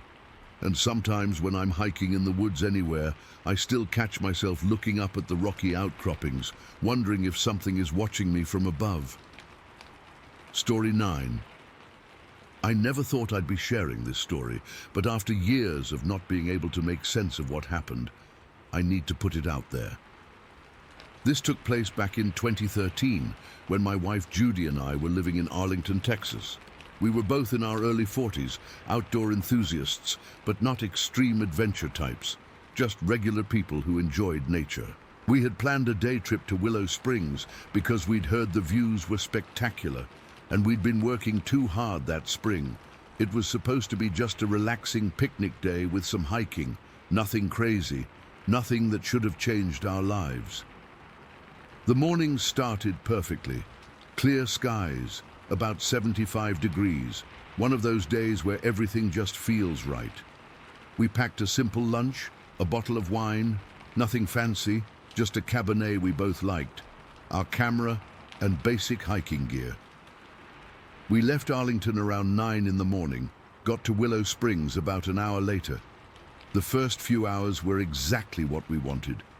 We hiked a well-marked trail, took some photos of wildflowers, and around 1 in the afternoon, we found this perfect spot overlooking a valley to have our picnic. I remember feeling really proud of myself for finding such a perfect location, a flat rock formation that gave us a natural table and seat with this incredible panoramic view. We spread out our blanket, unpacked the sandwiches, and opened the wine. Judy was telling me about this client at her office who'd been driving her crazy all week. Normal stuff, regular life. That's what makes what happened next so damn hard to process even now. I was in the middle of pouring Judy a second glass of wine when she suddenly stopped talking and stared past my shoulder. At first, I thought she'd seen a deer or something. Her face had that kind of wonder you get when you spot wildlife. But then her expression changed to confusion. "Dave, what's that? Is that a person coming out of that rock face?" she asked, pointing to a spot about 200 yards away and down the slope from us. I turned around and saw what she was looking at. There appeared to be a cave or crevice in the rocky hillside across the small valley, and something was emerging from it. At first, I honestly thought it was a rock climber who might have fallen or gotten hurt. The figure was hunched over in a way that made me think they were injured. "Hey!" I called out, not super loud, but enough that someone should have heard me at that distance. "You okay over there?" The figure straightened up slightly, but still maintained what I now realized was a permanent hunched posture. And that's when I first felt that something was very wrong. This wasn't a person. The proportions were all off. It was tall, maybe 7 feet even with the hunch, but the arms were all wrong. They hung down way too low, past the knees. The whole body was covered in what looked like dark, matted hair. "Dave," Judy whispered, grabbing my arm so hard her nails dug in. "What the hell is that?" Before I could answer, 3 smaller figures emerged from the same opening. They were maybe 4 feet tall and moved differently, on all fours, but not like a dog or cat. It was more fluid, almost like they were crawling, but with an unnatural speed and grace. They all had the same dark, matted appearance as the larger one. I remember my mouth going completely dry. The wine glass in my hand was forgotten, and I spilled some on my jeans without even noticing. My brain was desperately trying to categorize what I was seeing. Bears? No, apes? We're in Texas, for God's sake. People in costumes. Why would anyone do that out here? The large one suddenly made a sound that I still hear in my nightmares. It wasn't a howl or a scream. It was like a series of deep barks directed upward to the sky. The smaller ones immediately responded by gathering closer to it. "We need to go," Judy said, her voice trembling. "Right now, Dave." I nodded, but I couldn't look away. The creatures hadn't noticed us yet. They seemed preoccupied with something on the ground near them. We started slowly packing our things, trying not to make sudden movements. My hands were shaking so badly I couldn't close the wine bottle properly. That's when the large one stopped whatever it was doing and turned in our direction. I can't explain how I knew it saw us. It was too far to make out its eyes clearly, but I felt its attention lock onto us like a physical force. "Don't run," I whispered to Judy, remembering some half-forgotten advice about encounters with wild animals. "Just back away slowly." We stood up, leaving most of our picnic stuff behind, and started backing toward the trail that would lead us to our car, about a mile away. For a few seconds, I thought we might be okay. The creature just watched us, then it moved. I don't know how else to describe it except to say that it seemed to explode into motion. It dropped to all fours like the smaller ones and began covering ground at an impossible speed, leaping over rocks and small shrubs like they weren't even there. "Run!" I yelled, grabbing Judy's hand. We turned and sprinted toward the trail, abandoning any pretense of calm. The trail was narrow and rocky, and we were both wearing hiking boots, not running shoes. I kept looking back over my shoulder, expecting to see it right behind us, but somehow it had disappeared from view. That was almost worse, not knowing where it was. We'd made it about a quarter-mile down the trail when Judy's foot caught on a root. She went down hard, crying out in pain as she clutched her knee. I skidded to a stop and turned back to help her. "I can't," she gasped, tears streaming down her face. "Dave, my knee." I tried to pull her up, but she couldn't put weight on it, and that's when I heard the sound of something large moving through the underbrush beside the trail. My heart felt like it was going to explode from my chest. It emerged about 20 feet in front of us, blocking the trail. Standing upright now, it was even more terrifying than before. I could see it clearly, and God, I wish I couldn't remember every detail, but I do. It wasn't just tall, it was massive, broad shoulders, powerful chest, all covered in that dark brown hair that wasn't quite fur, but definitely wasn't human hair either. It had a strange smell, not the rank animal smell you might expect, but something earthy and ancient, like wet soil and old leaves. Its face is what haunts me the most. It wasn't a human face, but it wasn't purely animal either. The jaw was pronounced, almost like a muzzle, but not quite. The nose was flat and wide, but the eyes, they were set deep under a heavy brow ridge, and they had no color to them that I could discern, just dark, intelligent, and completely soulless. It stood there, swaying slightly, making this low rumbling sound from deep in its chest.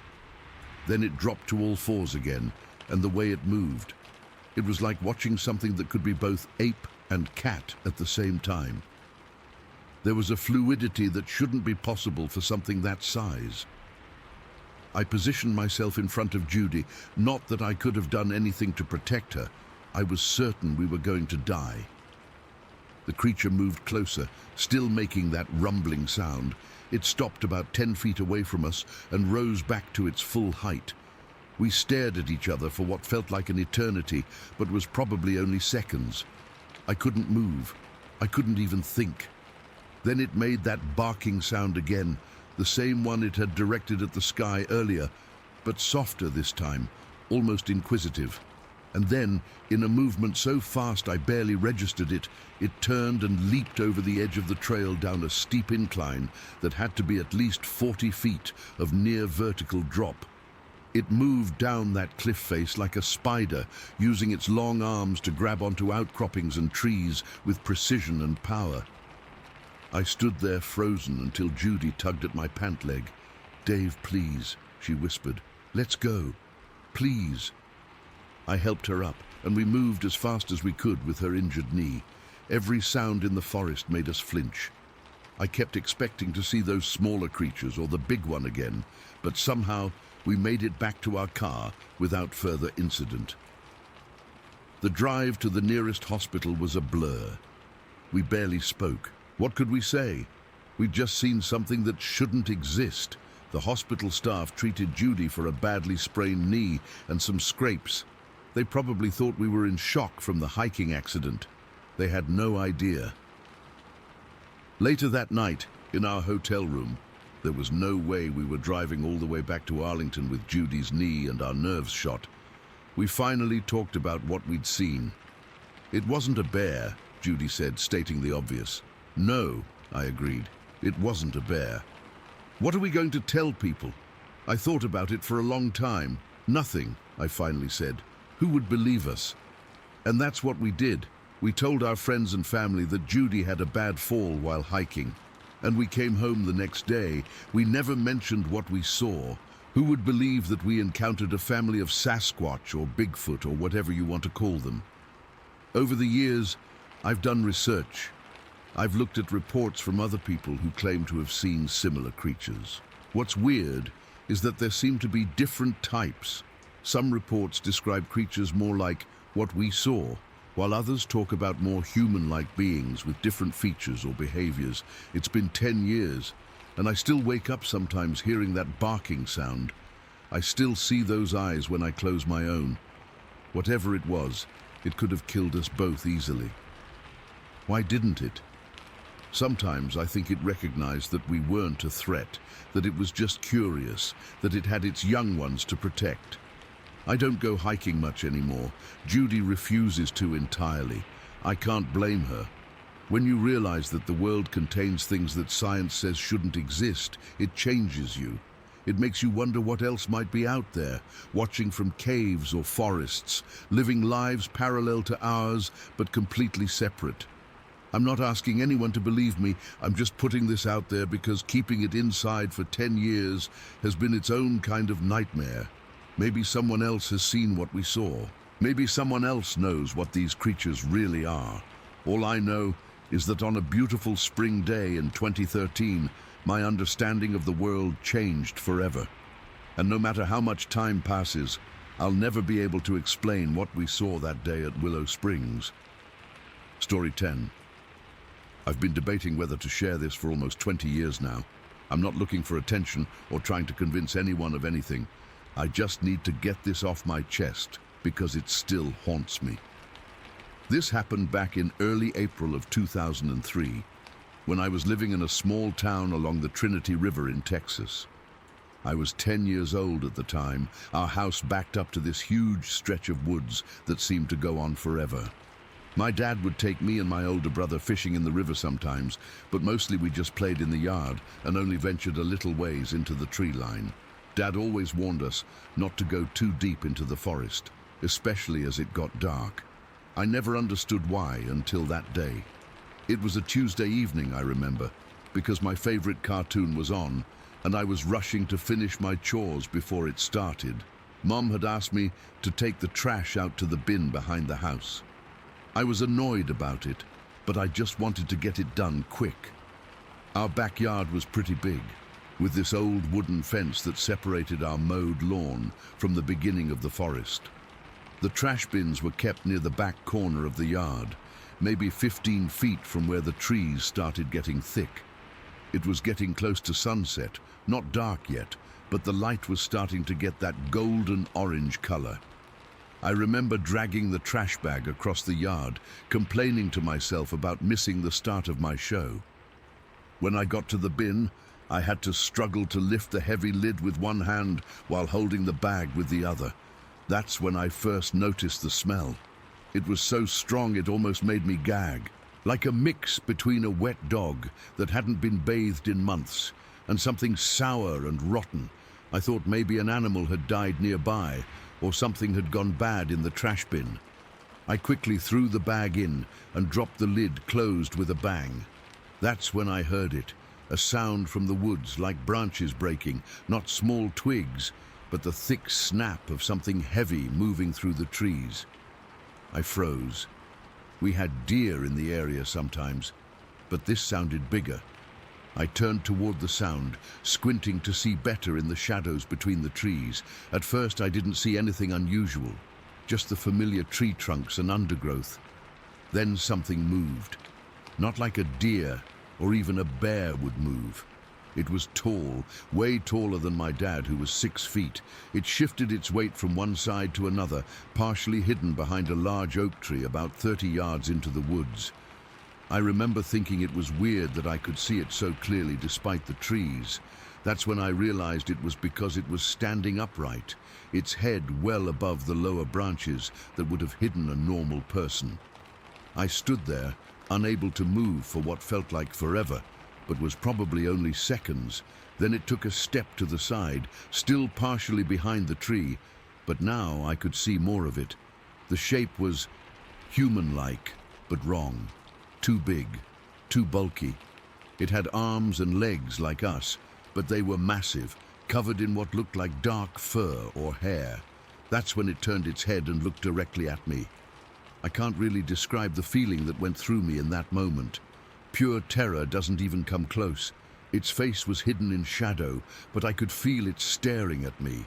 My whole body went cold, and I couldn't breathe. Then it moved again, this time stepping partially out from behind the tree, and I saw more of its body.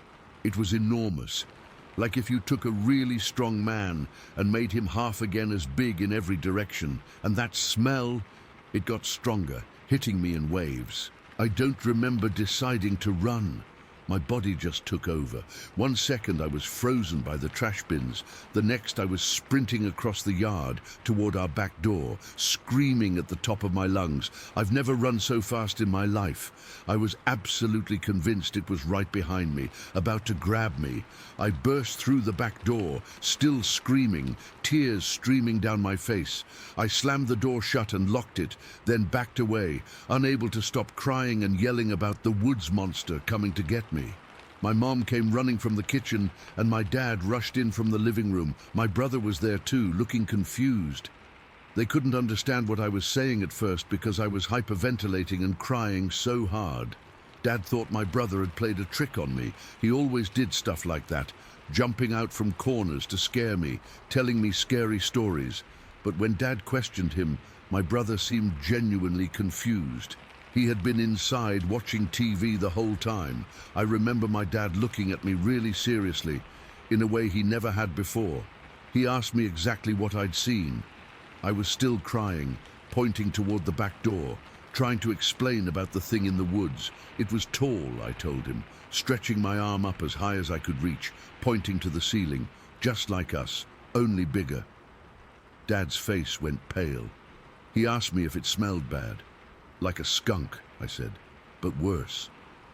He exchanged this look with my mom that I didn't understand at the time. He told her to stay with me and my brother. Then he went to the garage and came back with a flashlight, and I noticed the baseball bat he kept by the door.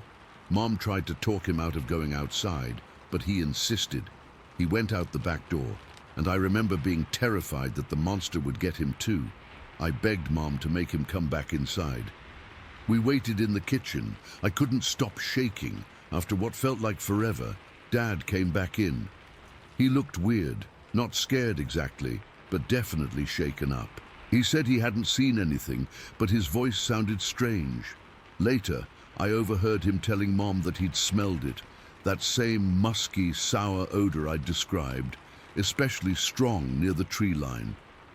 That night, I couldn't sleep. Every noise outside made me jump.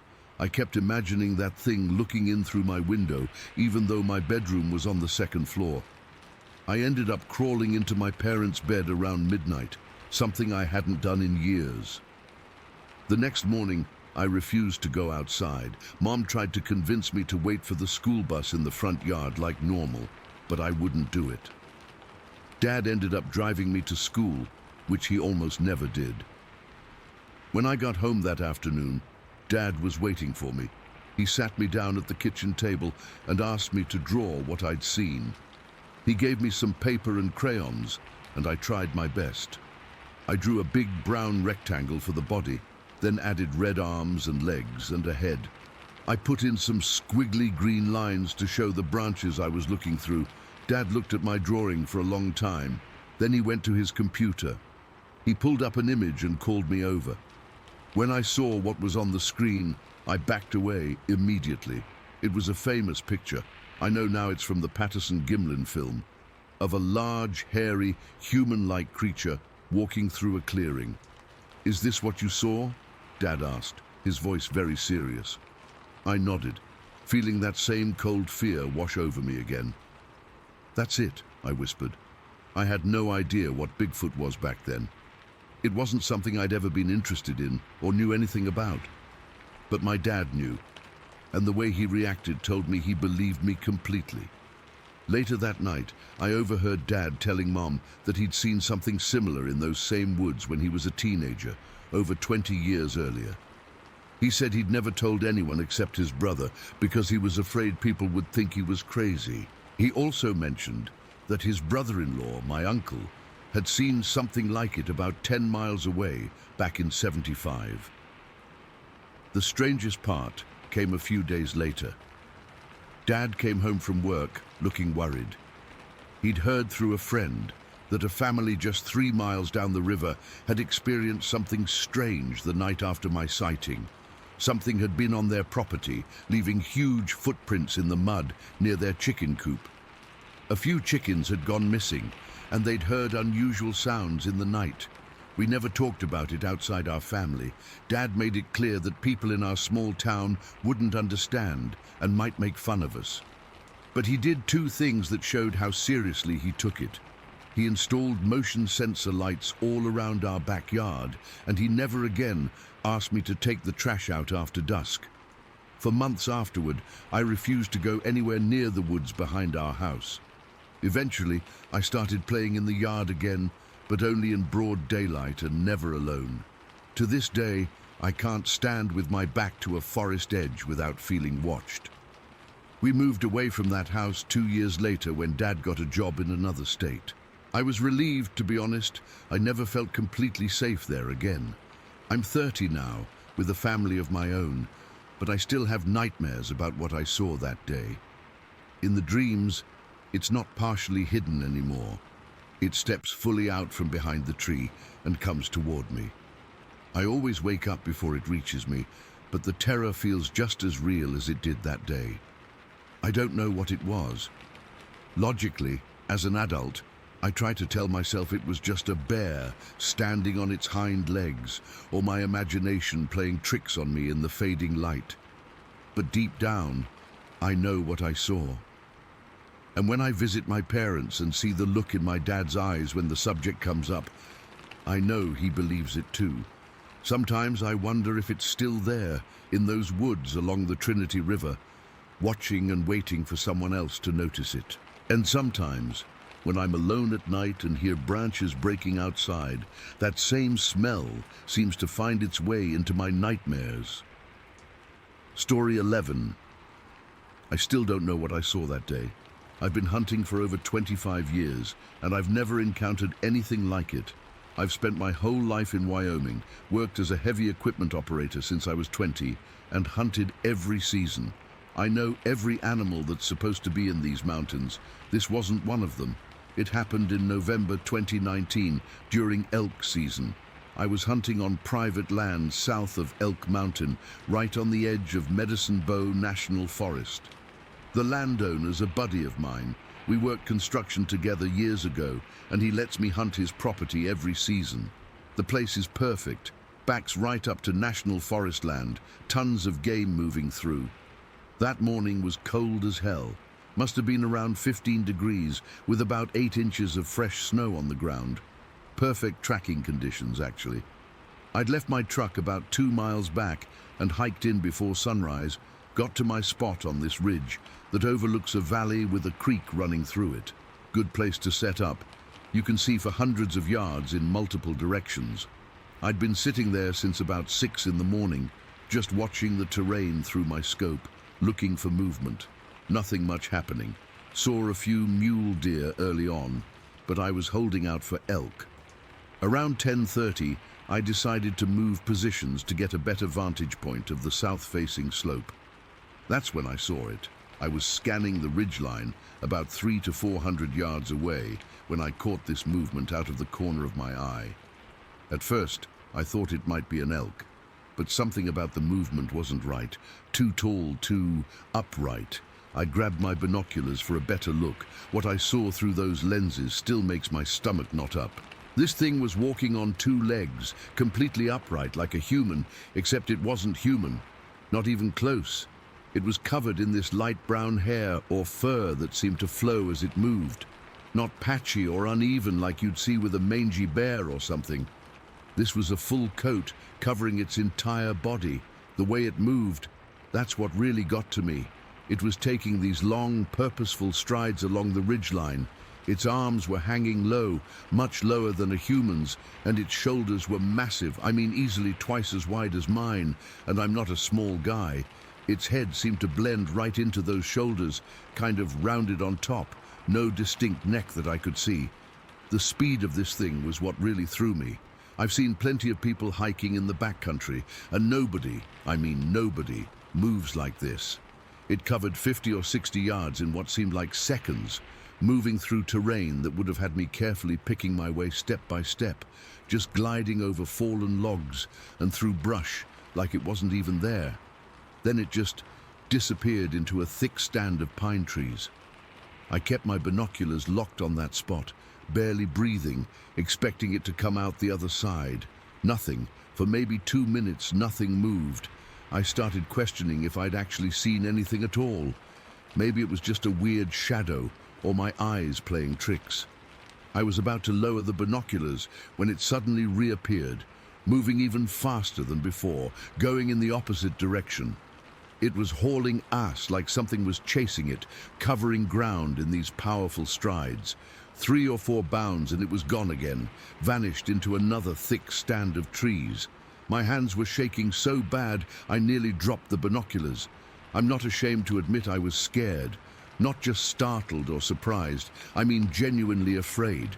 I've faced down angry moose, had close calls with grizzlies, been caught in whiteout conditions where you can't see 3 feet in front of you. None of that compared to how I felt watching this thing move. I sat there for probably 20 minutes, barely moving, just staring at where I'd last seen it. My rifle was across my lap, and I realized I was gripping it so tight my knuckles were white. It's strange. I'm always calm when hunting, even when taking a shot, but in that moment, if that thing had come toward me, I don't know if I could have even raised my weapon properly. Eventually, I got my breathing under control and tried to think rationally. The obvious explanation was a bear, right? Except bears don't walk upright for that long, especially not at that speed, and the shape was all wrong. No bear has that kind of profile or moves with that kind of fluid grace. A person in a suit in the middle of nowhere during hunting season, that would be suicidal. And anyway, no human could move that fast through rough terrain. I wanted to go check for tracks. That would have been the logical thing to do, go find physical evidence. But there were 2 problems. First, the sighting was just beyond the property line I had permission to hunt on, maybe 50 yards into national forest land. Second, and I'm not proud of this, but I was genuinely afraid to go down there alone. What if it was still there? What if it was watching me just like I had been watching it? The thought made my skin crawl. I'm 6'2", 220 pounds, and I've never backed down from much in my life, but something deep in my gut told me to stay put. The worst part was the silence. During the entire sighting, I realized there had been no sounds, no birds, no squirrels chattering, nothing. The forest had gone completely quiet. Anyone who spends time in the woods knows that's never a good sign. It means something's disrupted the natural order of things. After about an hour, I decided to head back. I didn't even care about hunting anymore. I just wanted to get back to my truck, back to something normal and mechanical and human. The whole hike back, I kept looking over my shoulder, checking behind trees, scanning ridgelines. I felt exposed, vulnerable.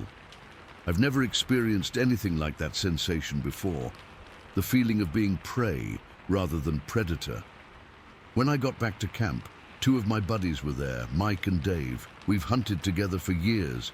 They could tell something was off with me right away.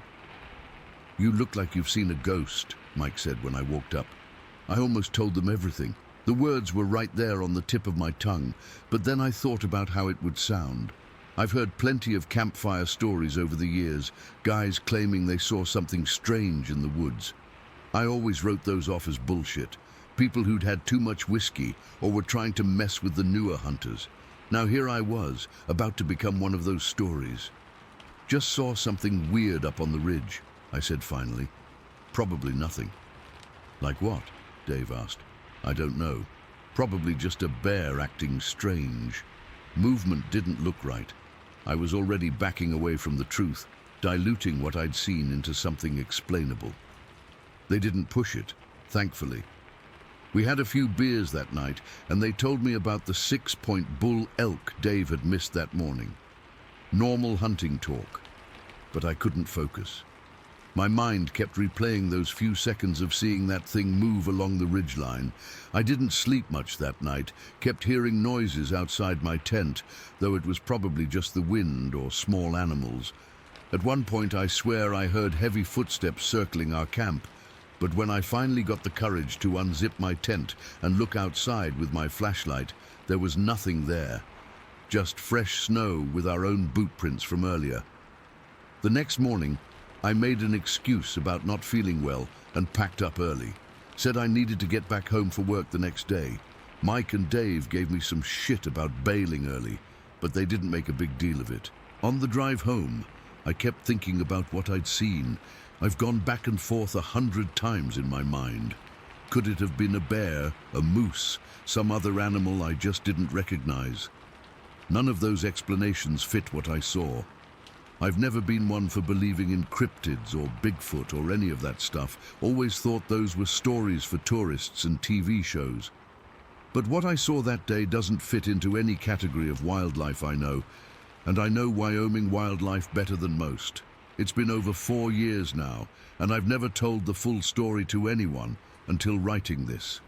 I did go back to that same spot the following season, spent 3 days there, watching that same ridgeline. Nothing. Just normal forest, normal animals, but I couldn't shake the feeling of being watched the entire time. I still hunt that area every year, but I never go alone anymore. Always make sure I've got at least one buddy with me, and I always carry extra ammunition and a more powerful sidearm than I used to. Maybe there's a rational explanation for what I saw that day. Maybe my eyes were playing tricks on me, or the light was weird, or I was more tired than I realized. But in my heart, I know what I saw was real. It was something that shouldn't exist in those mountains, something that moved like nothing I've ever seen before or since. I don't know what to call it. Sasquatch, Bigfoot, whatever.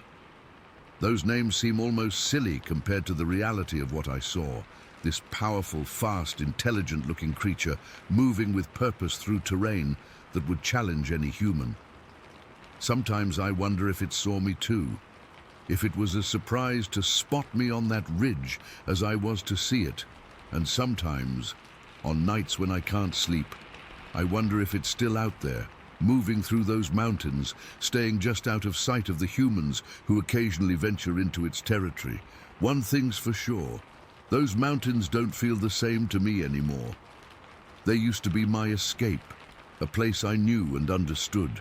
Now they hold a mystery I can't explain and a memory I can't shake. Story 12. I've debated for months whether to share this experience. My friends think I'm crazy, and honestly, I've questioned my own sanity since it happened. But I need to tell someone who might actually believe me. This happened last summer when my buddy Chris and I decided to take a weekend hiking trip to Wyoming's Wind River Range. I've been hiking that area for years. It's one of my favorite places on Earth. The mountains, the clean air, the isolation. It's perfect. I brought my German Shepherd Rex, who's been my trail companion for 6 years now. That dog is fearless. Literally chased a full-grown black bear away from our campsite last year without hesitation. Just so you understand what kind of dog we're talking about. We parked near where the Continental Divide crosses Union Pass early on a Saturday morning. It was early August, perfect hiking weather, not too hot, not too cold. The plan was simple. Hike down into the valley on the eastern side of the range, follow a stream we knew had good fishing spots, maybe catch dinner, and camp overnight. The morning was uneventful. We dropped into the valley around 10 in the morning and crossed through this beautiful boggy meadow full of wildflowers. Rex was having the time of his life, running ahead and then circling back, tongue hanging out. We reached the stream around noon and decided to follow it downstream, where I knew there was a good camping spot. That's when things started getting weird. At first it was just a feeling, that sensation of being watched. I've spent enough time in the wilderness to know the difference between normal forest sounds and something else. I didn't say anything to Chris right away because I thought maybe I was just being paranoid. But then Rex started acting different. Not scared exactly, but alert. His ears kept perking up, and he'd stare across the stream into the thick brush on the other side. Around 1 o'clock, we both heard it. Something large moving through the brush across the stream. Not like a deer or even an elk. Something big. The sound would come and go, never quite revealing itself. I remember looking at Chris, and he just nodded. He heard it too. "Bear?" he whispered. I shrugged, but something felt off. Bears don't typically follow you. They either run away, or if you surprise them, they might charge. This, whatever it was, seemed to be paralleling our movement along the opposite bank, staying just out of sight. For about an hour, we continued downstream, and the whole time, those sounds followed us. Whenever we'd stop, it would stop too. When we'd start walking again, the sounds would resume. I've encountered plenty of wildlife in my years hiking, but I've never experienced anything like this. Chris suggested we cross the stream to investigate. I was hesitant, but curiosity got the better of me. The stream wasn't deep, maybe knee-high at the most, so we found a relatively narrow spot and crossed. The moment our feet hit the opposite bank, the sounds shifted downstream, maintaining distance. Whatever it was, it didn't want us getting too close. "This is weird, man," Chris said, his voice tense. Rex stayed close to us now, no longer running ahead. That was unusual for him. We pushed through some dense brush, following what seemed like subtle disturbances in the vegetation. Broken twigs, bent branches, signs that something had passed through recently. The forest was thick here, visibility limited to maybe 20 or 30 feet ahead. That's when I caught my first glimpse. Through a gap in the trees, maybe 50 yards ahead, I saw something move. Something large with dark brown and black long hair. It was just a flash, there and gone in an instant, but it was enough to make my heart race. "Did you see that?" I whispered to Chris. He nodded, his face pale. "What the hell was that?" "I don't know. Too big for a bear, I think." We moved forward cautiously. Rex was on high alert, but not aggressive or frightened, which struck me as odd. This dog who would fearlessly confront bears was almost respectful? I don't know if that's the right word, but he wasn't reacting the way he normally would to a predator. We followed for another 20 minutes before it happened. The forest opened into a small clearing, and that's when it stepped into view. Just for a moment, maybe 100 feet ahead of us, it was bipedal. That's what hit me first, standing upright, easily 7 or 8 feet tall. My first thought was, it's a bear standing on its hind legs. But then it turned and walked away, not dropping to all fours like a bear would, but walking smoothly, powerfully on two legs. The stride was long, confident, almost graceful despite its massive size. I froze. Chris froze. Even Rex stood still, making no sound. The creature disappeared into the dense brush downstream. What struck me was how it moved through the undergrowth, quietly, methodically, not crashing through like you'd expect from something so large, but moving with purpose and awareness. What the fuck was that? Chris finally whispered, his voice cracking. I couldn't answer. My mind was racing, trying to rationalize what we'd just seen. A bear? No, definitely not. A man in a suit? Out here miles from any road? No way. Based on its bipedal movement, the size, the behavior, there was only one thing it could be, but my rational mind couldn't accept it. Let's get back across the stream, I said finally. We retraced our steps quickly, splashing across the stream without caring about getting wet. The whole time, I kept looking over my shoulder, expecting to see it following us, but there was nothing. We debated what to do next. Part of me wanted to leave, to hike back to the car and get the hell out of there. But another part, the part that's gotten me into trouble before, was intensely curious. We'd potentially just seen something that most people claim doesn't exist. How could we just walk away? In the end, curiosity won. We decided to continue downstream on our side of the stream, keeping a careful watch on the opposite bank. For about an hour, everything was quiet. Too quiet, actually. No birds, no small animals rustling in the underbrush. Just silence. Then we heard it again. That methodical movement through the forest, still on the opposite bank, but closer to the stream now. We stopped and waited, scanning the tree line across the water. That's when I saw it clearly. It was standing partially concealed behind a large pine tree, but visible enough that I could make out details. The hair was dark brown, almost black in places, covering its entire body. The face was hard to describe, more human-like than ape, with deep-set eyes under a prominent brow ridge. It was watching us intently, not moving, just observing. Our eyes met.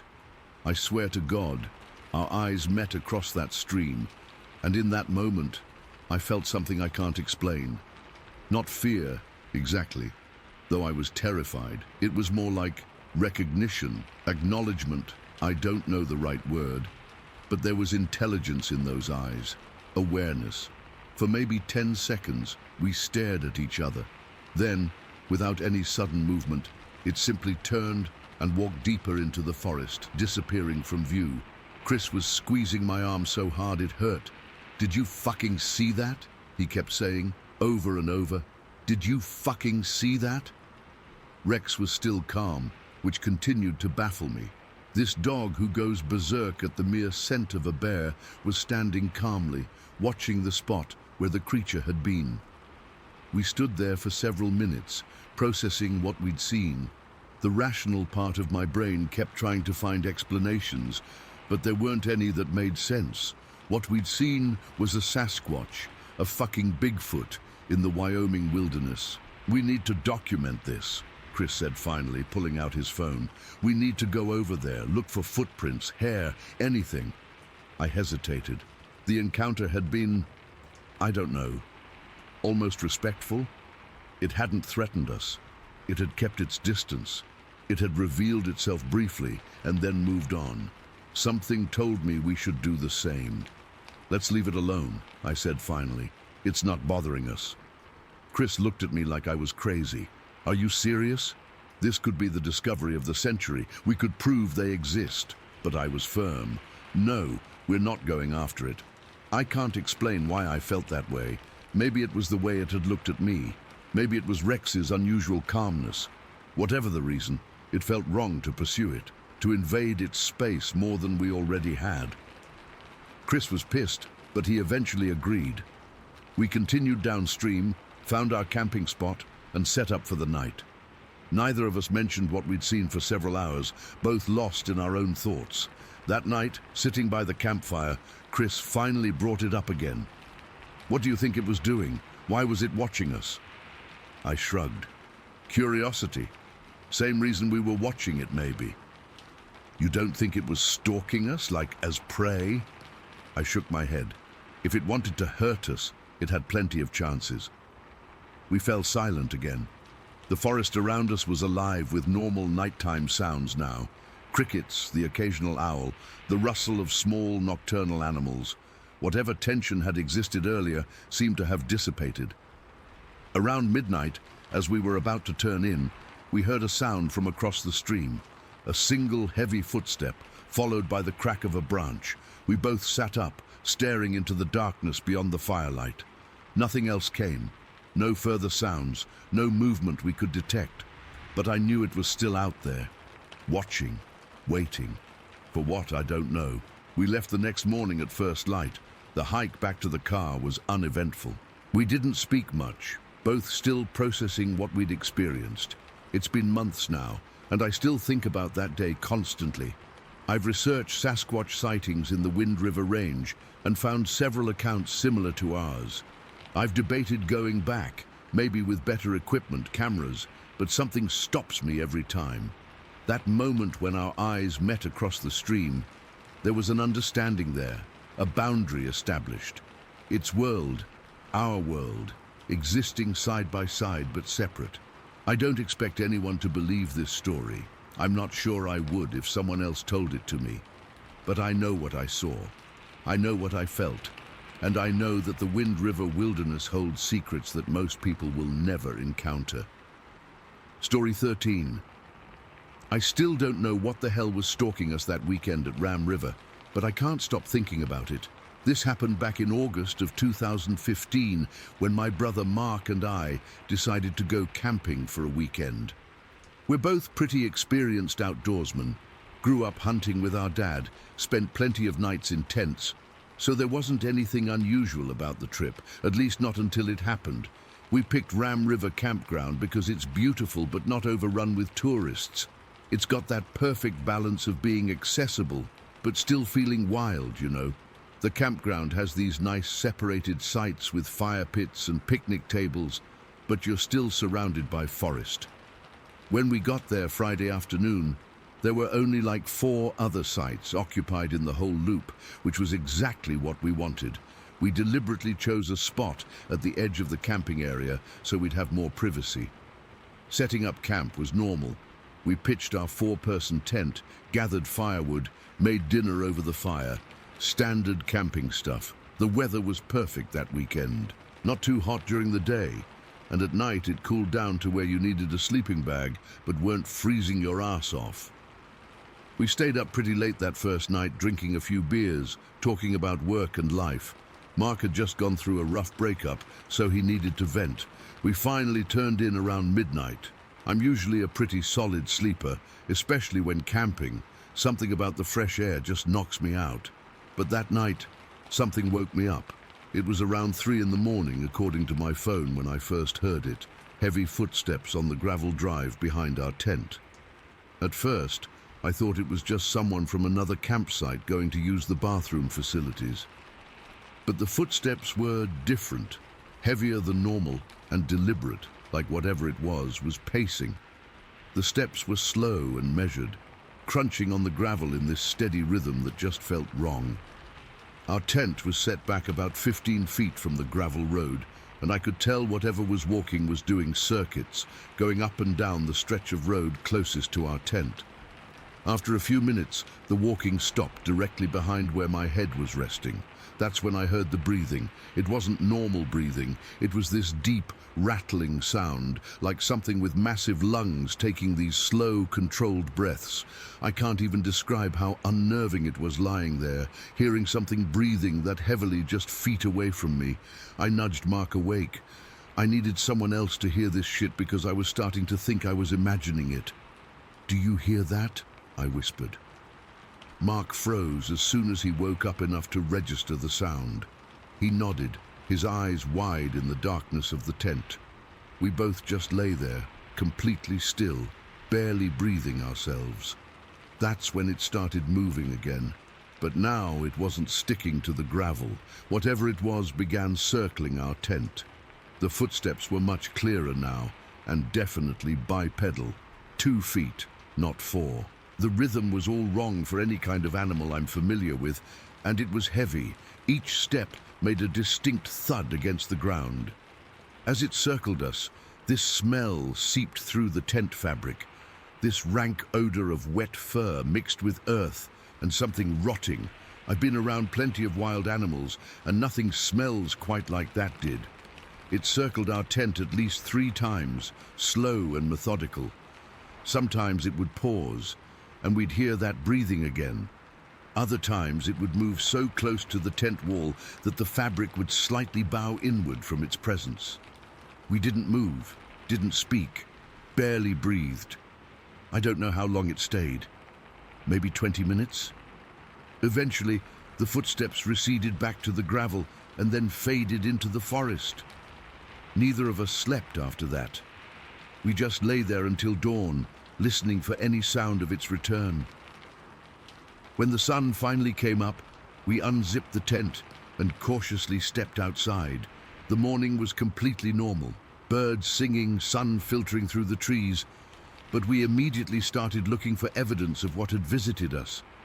Around the tent, we found a trail where something large had clearly walked multiple times.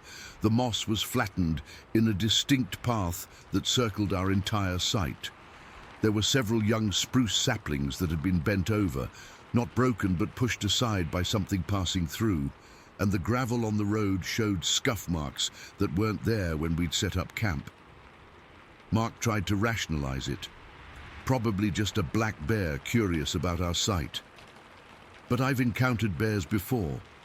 Bears don't pace like that. They don't stand in one spot breathing for minutes at a time, and they don't walk on 2 legs around a tent. Whatever was outside our tent was bipedal, deliberate, and way too focused on us for comfort. Still, we decided to stay. We'd driven over 2 hours to get there, had the site reserved for 2 nights, and in the daylight, it was hard to maintain the level of fear we'd felt in the darkness. We spent the day hiking, fishing in the river, and generally trying to forget about the night before. By evening, we'd almost convinced ourselves it was just a bear, or maybe even a moose, though neither explanation felt right. The second night, we built a bigger fire and stayed up even later, neither of us eager to face the darkness inside the tent. We didn't talk much about what happened the night before. It was like if we didn't acknowledge it, maybe it wouldn't come back. When we finally did go to bed, I'm not sure either of us really slept. I just lay there, staring at the tent ceiling, listening to every sound from the forest. Just before 3, I checked my phone when I first heard it. The footsteps returned. The same heavy, deliberate steps on the gravel. Mark was already awake. I could tell from his breathing. Neither of us said anything. We just listened as the same scenario from the previous night began to unfold. But this time was different. This time, it was more aggressive. Instead of just circling, it came right up to the tent. I could hear it moving around the perimeter, but much closer than before. Then it actually pushed against the tent fabric. Not gently either. Hard enough that the whole wall of the tent bowed inward several inches. It moved to the back of the tent and thumped against the wall like it was testing it. My heart was pounding so hard I could feel it in my throat. Mark and I were both completely rigid in our sleeping bags. When it moved to the front of the tent, where the moonlight was shining through, Mark nudged me and pointed. We could see its shadow passing across the fabric, massive and distinctly upright. The proportions were all wrong for a human. The shoulders were too broad, the arms too long, and it was tall, at least 7 feet, maybe more. Then it did something that still gives me nightmares. It slapped the tent wall, twice, hard, like a deliberate communication. The whole tent shook with the impact, and our propane lantern got knocked over. The sound it made wasn't like a paw or claws. It was more like a hand with fingers, a huge, powerful hand. Mark reached for the hatchet we'd brought for splitting kindling. I almost told him not to, Because what the fuck was a small hatchet going to do against whatever was out there?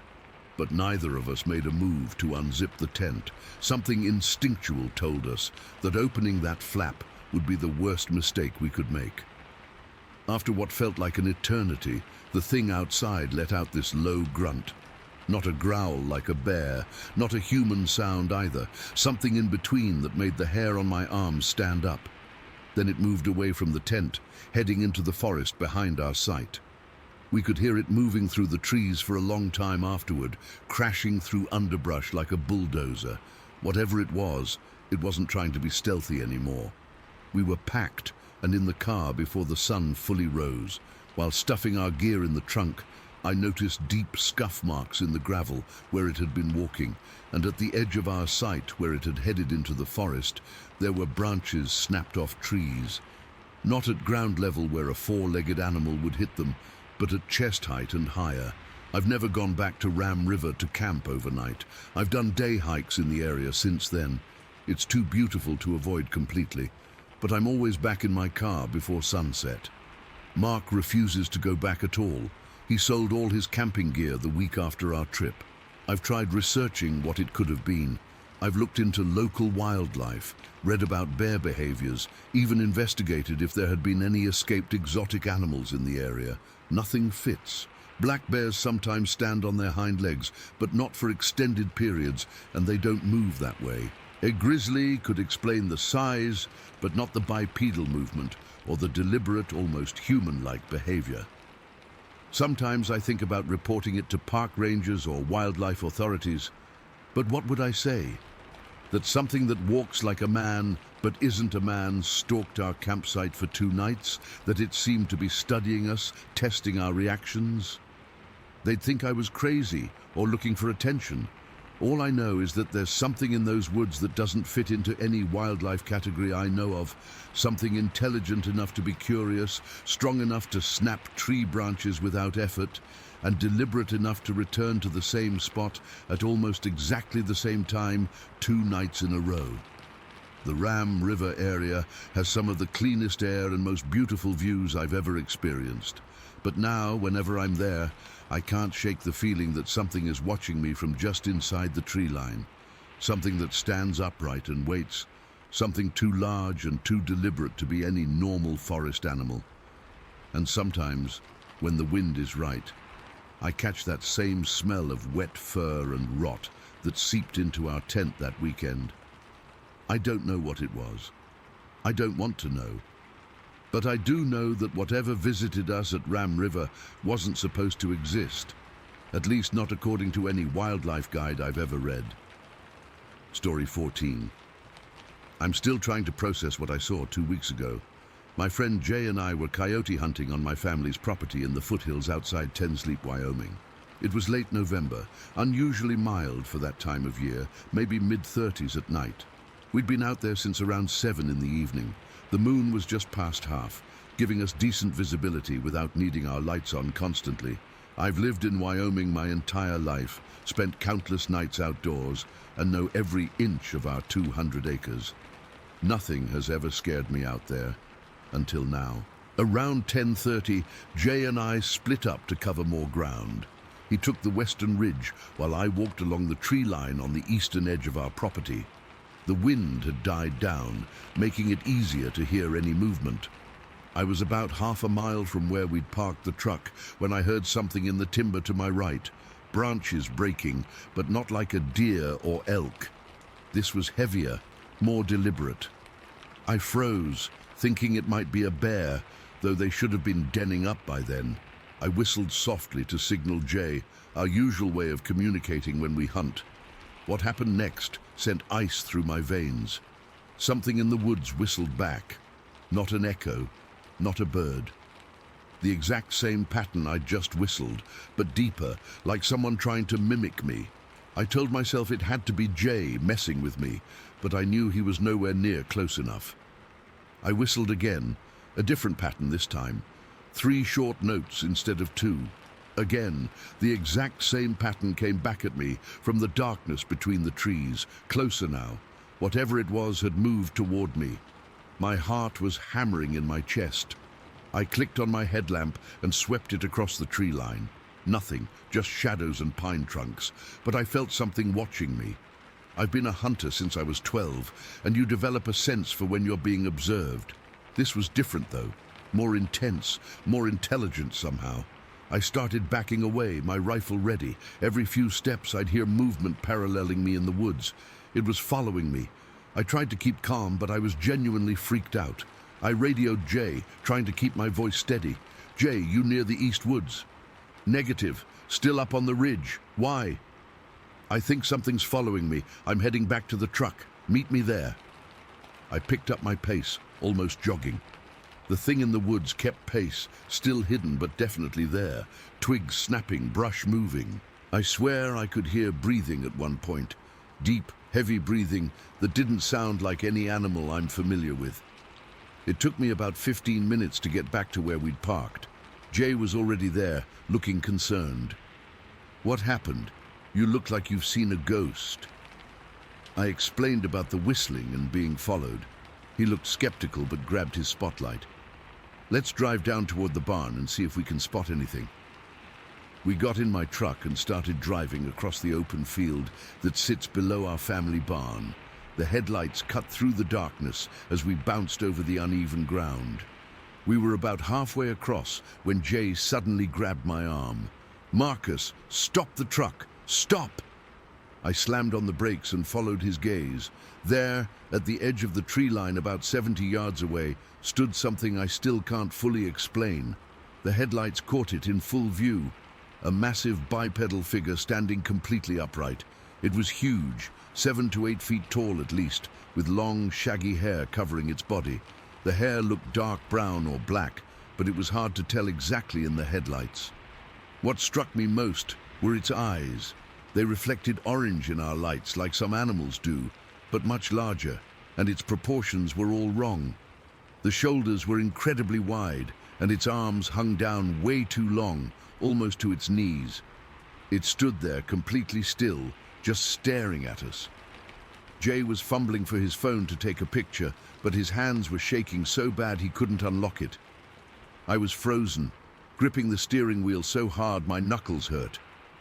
We stared at each other, us and this thing, for what felt like forever, but was probably only 10 or 15 seconds. Then it moved, not in a panic, not running away. It simply turned and walked on 2 legs into a cedar thicket to the north. Its gait was smooth but strange, like a human's but with longer strides. My border collie Rex was in the truck bed, and he went absolutely nuts, barking and howling. The tailgate was down, and before I could stop him, he jumped out and took off after whatever we'd just seen. My heart sank. Rex is a brave dog but small, maybe 40 pounds. Whatever that thing was could have killed him with one swipe. We called and whistled for him, and thankfully he came running back about 2 minutes later. He jumped back in the truck and huddled in the corner of the bed, whining. Rex has chased bears and never backed down from anything, but something about this encounter had him terrified. Jay and I sat there for a while, trying to make sense of what we'd just seen.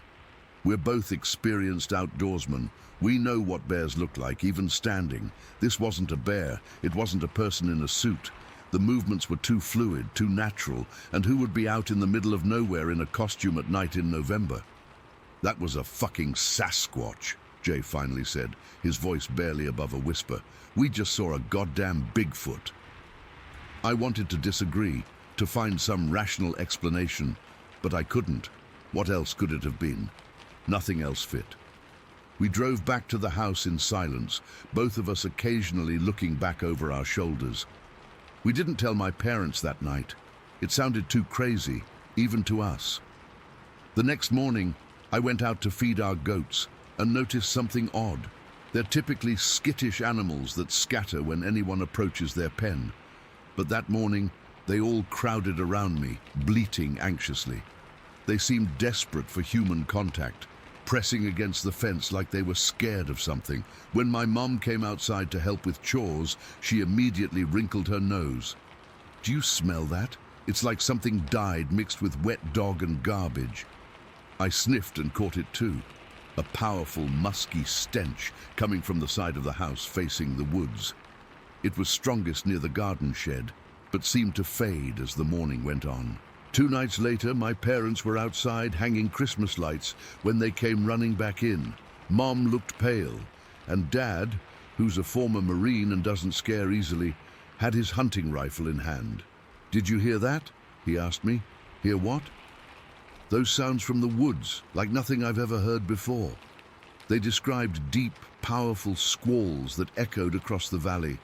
Not a mountain lion, not an elk bugle. Something else entirely.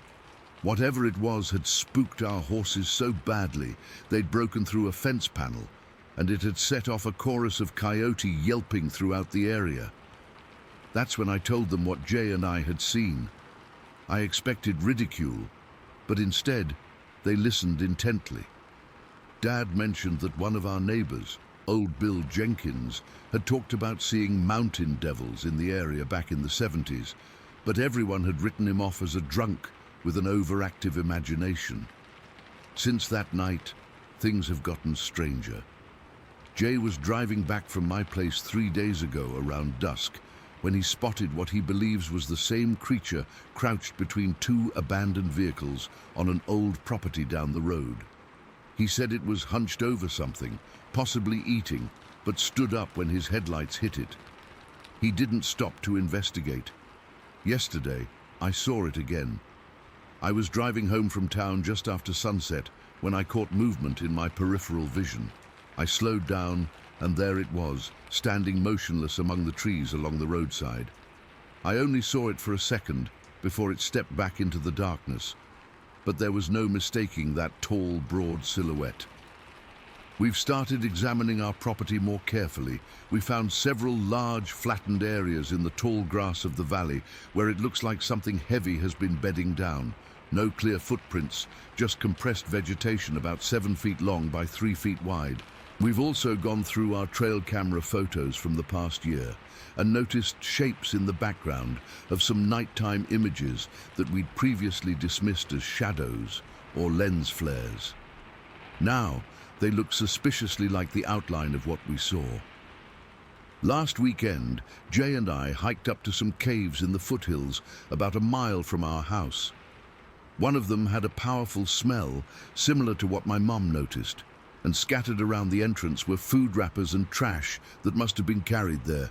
There's no road access anywhere nearby. I've lived in these mountains my entire life and never believed in Bigfoot or Sasquatch or whatever you want to call it.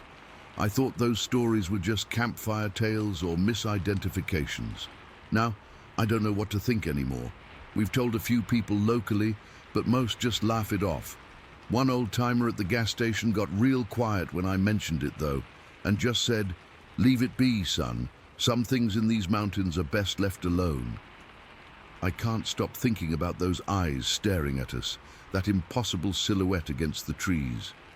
I find myself scanning the tree line constantly now, jumping at shadows and strange sounds. Whatever we saw that night was real. It was massive, intelligent, and completely out of place in what I thought was a familiar world. I don't know if it's still out there watching us. I don't know what it wants or why it's here, but I know what I saw, and I'm never going coyote hunting at night again. Story 15. I've been sitting on this story for a while now, not really knowing if I wanted to share it. When I tell it to friends, they usually think I'm making it up, and honestly, I can't blame them. But this happened to me and my family. I promise it's all true. I hope some of you might have had similar experiences and can help make sense of what we encountered. It was December 23rd, 1989. I'd just turned 40 that month, and we were spending the holidays at our cabin in Lemoyle County, Vermont. The property had been in my wife Emma's family for generations, about 5 acres backing up to state forest land. Our tradition was always to cut our own Christmas tree from our land on the 23rd, decorate it that evening, and wake up on Christmas Eve with everything ready. That year, our kids were still young. Thomas was 9 and Sarah was 7. We'd had our golden retriever Bailey for about 3 years at that point. She was the most gentle, happy dog you could imagine, never aggressive, always wagging her tail, the kind of dog who'd lick a burglar to death rather than bite them. The day started off perfect. It had snowed about 6 inches overnight, and the morning was crisp and clear, maybe 15 degrees, but with no wind. The kind of winter day where the snow squeaks under your boots and your breath hangs in the air like little clouds. After breakfast, we bundled up the kids in their snowsuits, hats and mittens. I grabbed my handsaw and a small hatchet, and we all headed out around 11 in the morning. The property slopes gently upward from the cabin into a mixed forest of pines, spruce and some hardwoods. There's a small ridge about a quarter-mile back and a pond maybe 100 yards beyond that. I'd spotted some nice-looking spruce trees growing near the pond earlier that fall, so that's where we were headed. The kids were having a blast, making snowballs and throwing them at tree trunks. Bailey was in heaven, bounding through the fresh powder, diving nose first into drifts and shaking snow everywhere. Emma kept saying how perfect it all was, the blue sky, the snow-covered trees, our happy kids. I remember thinking how lucky we were to have this special place. We'd been walking for maybe 15 minutes when Bailey suddenly stopped playing. Her whole demeanor changed in an instant. She stood rigid, staring toward the ridge ahead of us, and let out this low growl I'd never heard from her before. I called her name, but she didn't respond at all, just kept staring and growling. That's when I noticed the tracks. At first, I thought maybe someone else was on our property. The footprints were huge, easily 14 inches long. They cut a straight line up toward the ridge, clearly made after the snowfall stopped, because they were crisp and well-defined. I told the kids and Emma to wait while I checked them out. The prints were unlike anything I'd ever seen. They were barefoot. You could clearly see toe impressions at the front, but they were impossibly wide, maybe 16 inches across at the widest point. The stride length was enormous too, easily twice what mine would be, and I'm 6'2". But what really got me was how deep they sank into the snow. I weigh about 200 pounds, and my boots were sinking maybe 2 inches into the powder. These prints were sinking 5 or 6 inches deep. Whatever made them was heavy, really heavy. I followed the tracks for about 50 feet, and that's when I noticed something that still gives me chills when I think about it.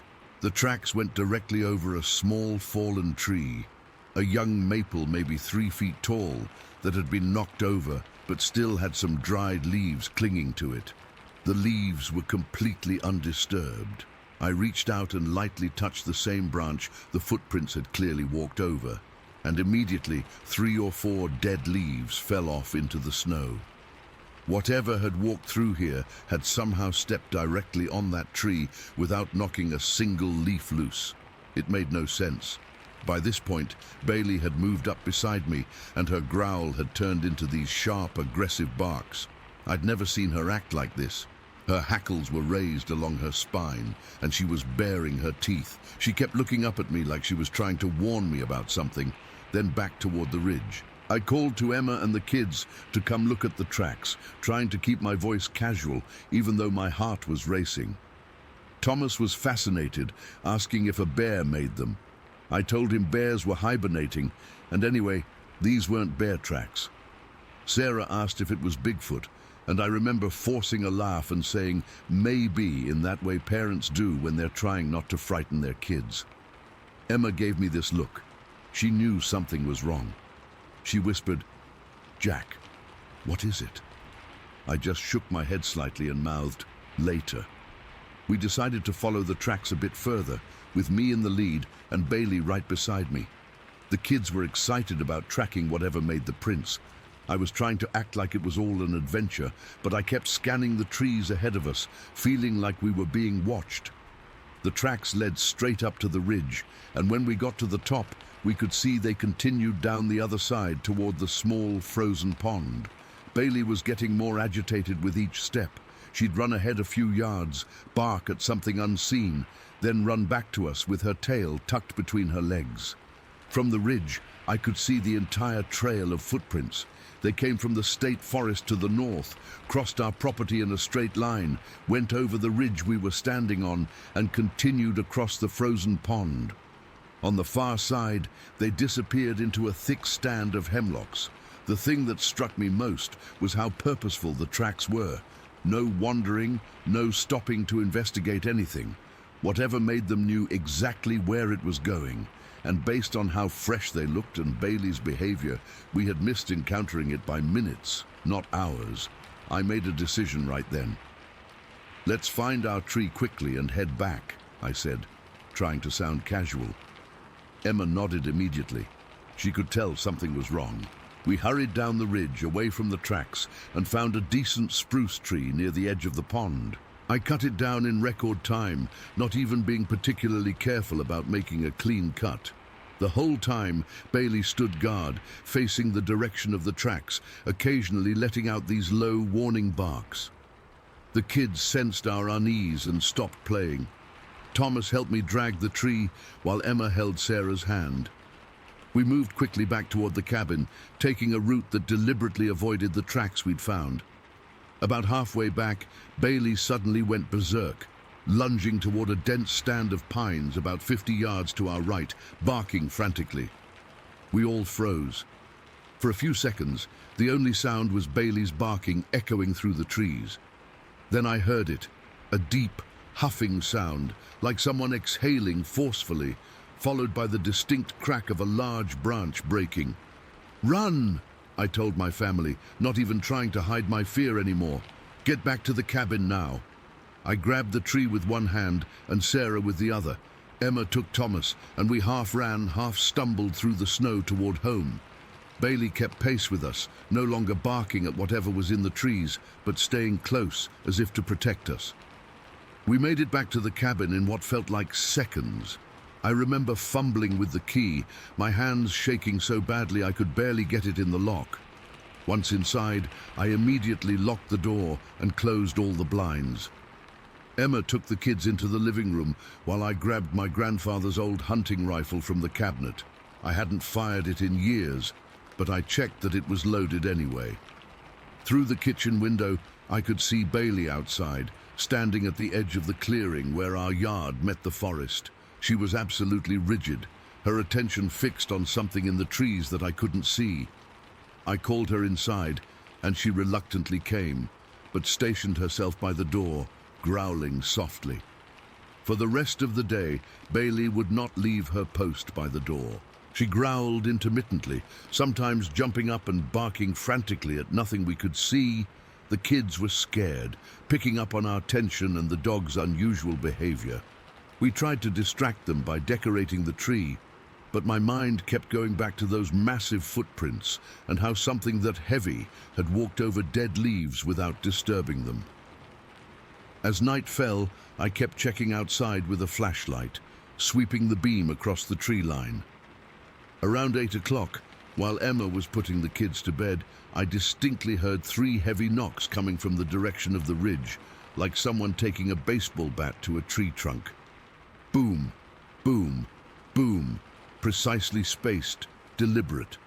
Bailey went absolutely crazy, scratching at the door and whining to get out. I didn't sleep at all that night.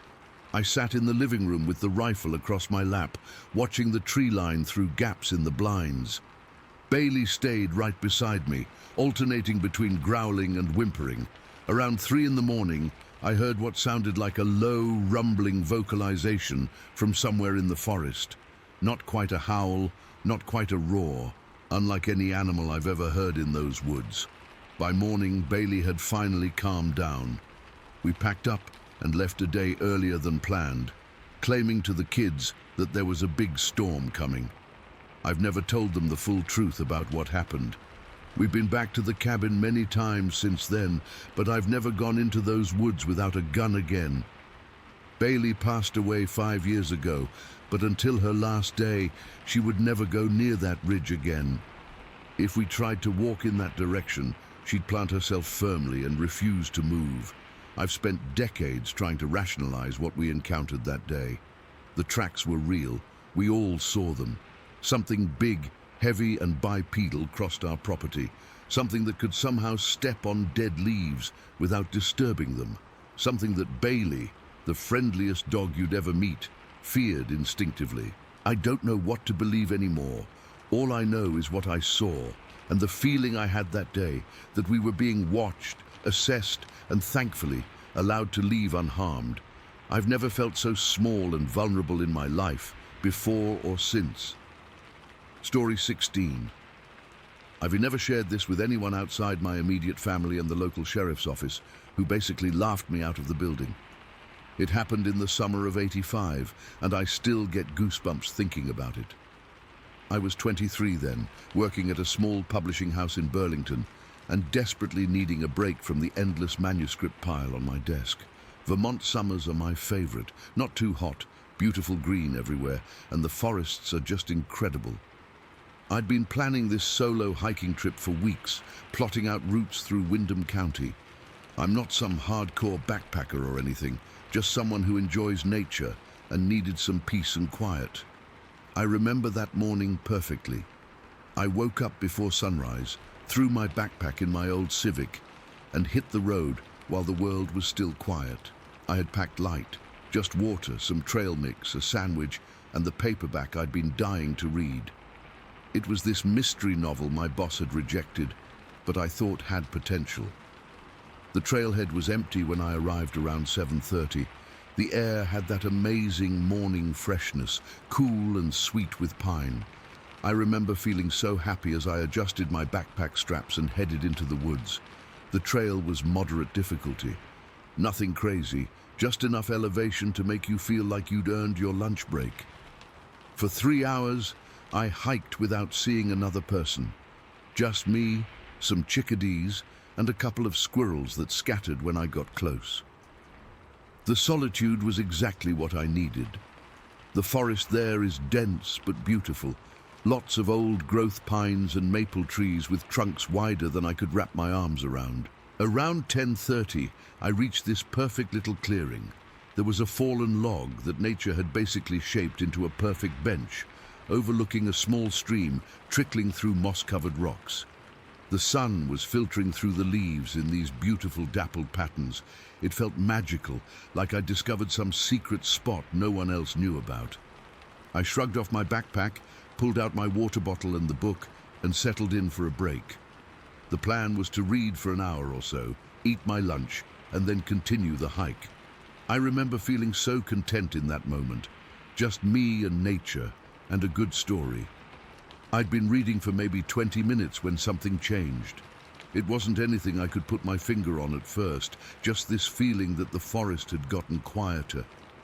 You know how woods have this constant background noise of birds and insects and leaves rustling? That had dimmed, like someone had turned down the volume. I looked up from my book, glancing around but not seeing anything unusual. Still, the hairs on my arms were standing up. I tried to shake it off and focus on my book again, but I couldn't stop feeling like I was being watched. That's when I noticed movement in the bushes about 30 feet to my right. At first, I thought it was a deer. They're pretty common in those woods, but the way the branches were moving seemed deliberate, like something was carefully pushing them aside rather than just brushing past. I sat very still, my book forgotten in my lap. The logical part of my brain was saying it was probably just a hiker or maybe a black bear, which aren't usually aggressive, but something deeper, something instinctual, was screaming that whatever was behind those bushes wasn't normal. Then it happened. The thing, I still don't know what to call it, burst from the undergrowth and landed about 15 feet from me. I remember my whole body going ice cold with shock. It wasn't a bear, it wasn't a person. It was God. Even after all these years, I don't know how to describe it without sounding crazy. It had a human-like shape, standing on 2 legs, but hunched over like its spine wasn't quite straight. It was tall, maybe 6 feet even in that stooped posture, and incredibly lean. Not skinny like starving, but wiry, all muscle with hardly any fat. Its body was mostly naked, covered in this patchy, stringy hair that wasn't quite fur, but definitely not human hair either. The hair was a dirty, brownish-grey colour, like old steel wool that's been left out in the rain. There were areas where you could see its skin underneath, a greyish, leathery-looking hide. But its face, that's what I still see in my nightmares. It looked ancient, not old like an elderly person, but ancient like something that had been alive for centuries. The skin was deeply wrinkled and folded, almost like a Shar-Pei dog, but stretched over a face that was trying to be human and not quite succeeding. Its eyes were set deep in their sockets, and they were dark, not just brown, but almost black, with hardly any whites showing. The thing's mouth was slightly open, revealing teeth that looked too big and sharp for a human mouth. Its nose was flat and wide, with large nostrils that flared as it seemed to scent the air. When it first emerged, it landed in a crouched position, balanced on fingertips and toes like a sprinter at the starting blocks. Then it slowly rose up to that hunched standing position, never taking its eyes off me. I couldn't move. I couldn't scream. I felt like my heart was going to explode from how hard it was pounding. My fingers were gripping my book so tightly that I later found I'd bent the cover and creased several pages permanently. The creature and I stared at each other for what felt like forever, but was probably only seconds. I had this crazy thought that if I screamed or ran, it would trigger something, like it would see me as prey. So instead, I very slowly looked back down at my book, pretending to read while keeping the thing in my peripheral vision. My hands were shaking so badly that I'm sure it knew I wasn't actually reading. But somehow, this seemed to work. The creature didn't come any closer. It made this strange movement, shifting its weight from foot to foot, head tilting slightly as it studied me. Then, still watching me, it dropped down onto all fours. The way it moved was wrong. Humans don't move like that. Even apes don't move exactly like that. It was fluid and fast, like its joints worked differently than ours do. On all fours, it looked even less human, more like some impossible hybrid of man and animal. I kept pretending to read, turning a page occasionally, my eyes barely taking in any words. My plan, if you could call the frantic thoughts racing through my terrified brain a plan, was to wait until it lost interest and left. Then I'd grab my backpack and run like hell back down the trail. The creature moved a few paces to the side, still watching me. Then it did something that made my blood run cold. It sniffed loudly, deliberately, like it was taking in my scent. Its nostrils flared wide, and I swear I could hear it drawing air in through its nose, even from 15 feet away. After that, it made a sound. Not quite a growl, not quite a hum, but something in between, low and vibrating. I felt it more than heard it, like it resonated in my chest. I was sweating now, despite the cool air. I could feel beads of it running down my back, between my shoulder blades. My mouth was so dry I couldn't have called for help, even if I'd wanted to. Every instinct was screaming to run, but some deeper wisdom kept me frozen in place, eyes on my book, turning pages mechanically while seeing nothing. Time stretched in the strangest way. I have no idea how long we stayed like that, me pretending to read, the creature watching me with those ancient, knowing eyes. It felt like hours, but it couldn't have been. At some point, I risked glancing up, thinking maybe it had gone. It hadn't. It had moved to a different position, now partly behind a tree, but still watching me. Our eyes met for a split second, and I quickly looked back down at my book, heart nearly bursting from my chest. The next time I dared to look up, I couldn't see it anymore. I frantically scanned the trees and bushes, terrified it had moved closer without me noticing, but there was no sign of it. The forest was still unnaturally quiet, though. No birds singing, no squirrels chattering. I sat there for what felt like forever, afraid to move, afraid to even breathe too loudly. Eventually, I noticed the normal forest sounds gradually returning. A chickadee called from somewhere above me. A squirrel darted across the path. The tension in the air seemed to dissolve. When I finally worked up the courage to look at my watch, I was shocked to see that 40 minutes had passed since I first noticed the movement in the bushes. 40 minutes of the most intense fear I've ever experienced. I stood up slowly, my legs shaking so badly I nearly fell. I shoved my book into my backpack, not bothering to be neat about it, and started walking, not running, though every fiber of my being wanted to sprint back toward the trailhead. I kept looking over my shoulder, scanning the trees, jumping at every sound. I made it back to my car in record time, fumbled with my keys, and locked myself inside before breaking down in tears. The relief of being inside something solid, something that could move quickly away from there, was overwhelming. When I got back to civilization, I went straight to the sheriff's office in Wilmington. The deputy who took my statement tried to be polite, but I could see the disbelief in his eyes. He wrote everything down, asked if I'd been drinking or taking any drugs. I hadn't, and gently suggested that I might have seen a bear standing on its hind legs. But it wasn't a bear. It wasn't human. It wasn't any known animal. I described the creature's strange hair, its wrinkled face, the way it moved on all fours with that unnatural speed and grace. The deputy just nodded and said they'd look into it. I never heard anything back from them. No one ever followed up. A week later, I called to ask if anyone had investigated, and the person who answered the phone couldn't even find my report. That was 37 years ago. I've never gone hiking alone since then. I moved away from Vermont the following year, partly because I couldn't look at those forests without remembering. Sometimes I tried to convince myself it was just a bizarre hallucination or a bear that looked strange in the dappled light. But deep down, I know what I saw. Whatever was watching me in those woods that day wasn't something science has a name for. And the worst part? I can't shake the feeling that it recognized me as something it had seen before, not me specifically, but humans, like it knew exactly what I was while I had no idea what it could be. Story 17. I still get that sick feeling in my stomach when I think about what happened at Aspen Ridge last year. I've worked maintenance at ski resorts for almost a decade, but nothing prepared me for what I saw during the April 2020 off-season. My name's Nathan, and I was doing year-round maintenance at this older lodge near Aspen. It's not one of those fancy resorts, just a mid-sized operation with 3 main lifts and about 30 runs. When COVID hit, they shut down early, and only me and 2 other guys, Rick and Tom, were kept on to maintain the place. We were basically alone up there.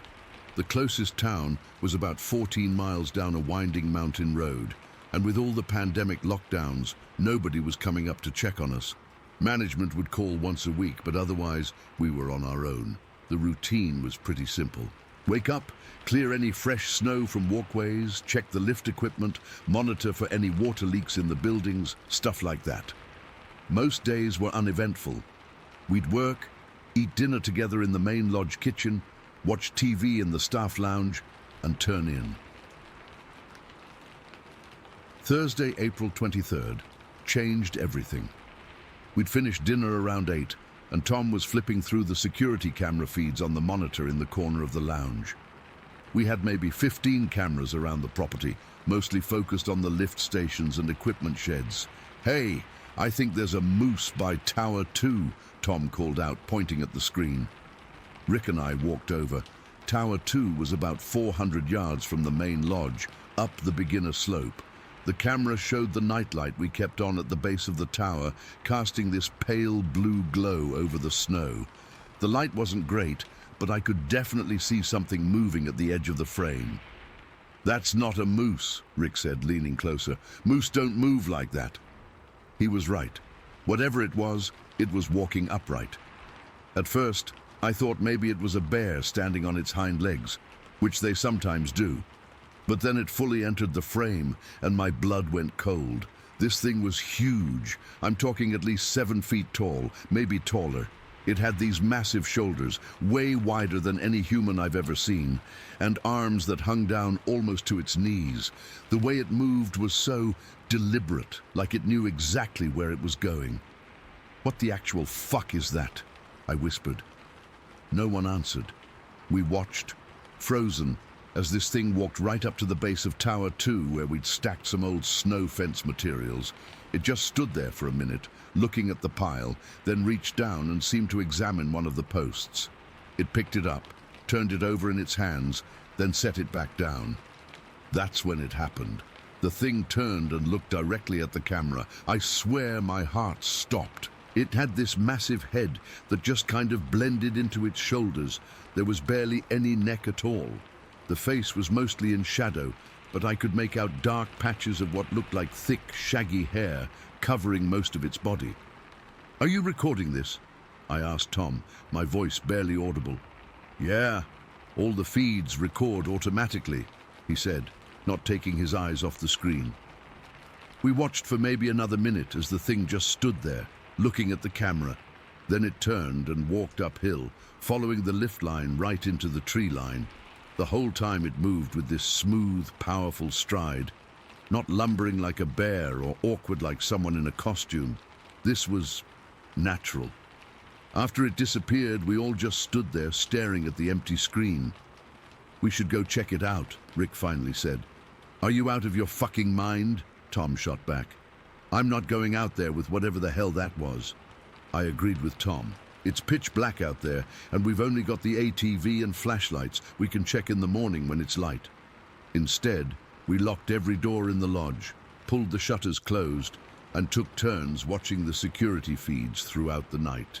Around 2 in the morning during my shift, the camera at Tower 2 briefly went to static for about 10 seconds. When the image came back, everything looked normal. I checked all the other cameras but saw nothing. None of us slept much that night. At first light, around 6 a.m., we grabbed the ATV and headed up to Tower 2. The morning was crisp and clear, with about 2 inches of fresh powder from a light snowfall overnight. As we approached the tower, Rick pointed to a set of tracks heading up from the tree line. "Holy shit," he whispered. The tracks were unreal. They were footprints, but massive, easily twice the size of my boot. What really got me were the toes.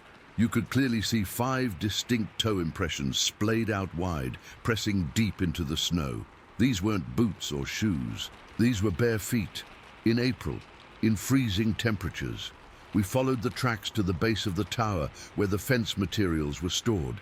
Just like we'd seen on camera, it looked like something had been examining the posts. One was slightly moved from the pile. The tracks continued up the slope toward the thicker pine forest that bordered the run. We followed them about halfway up before Rick stopped.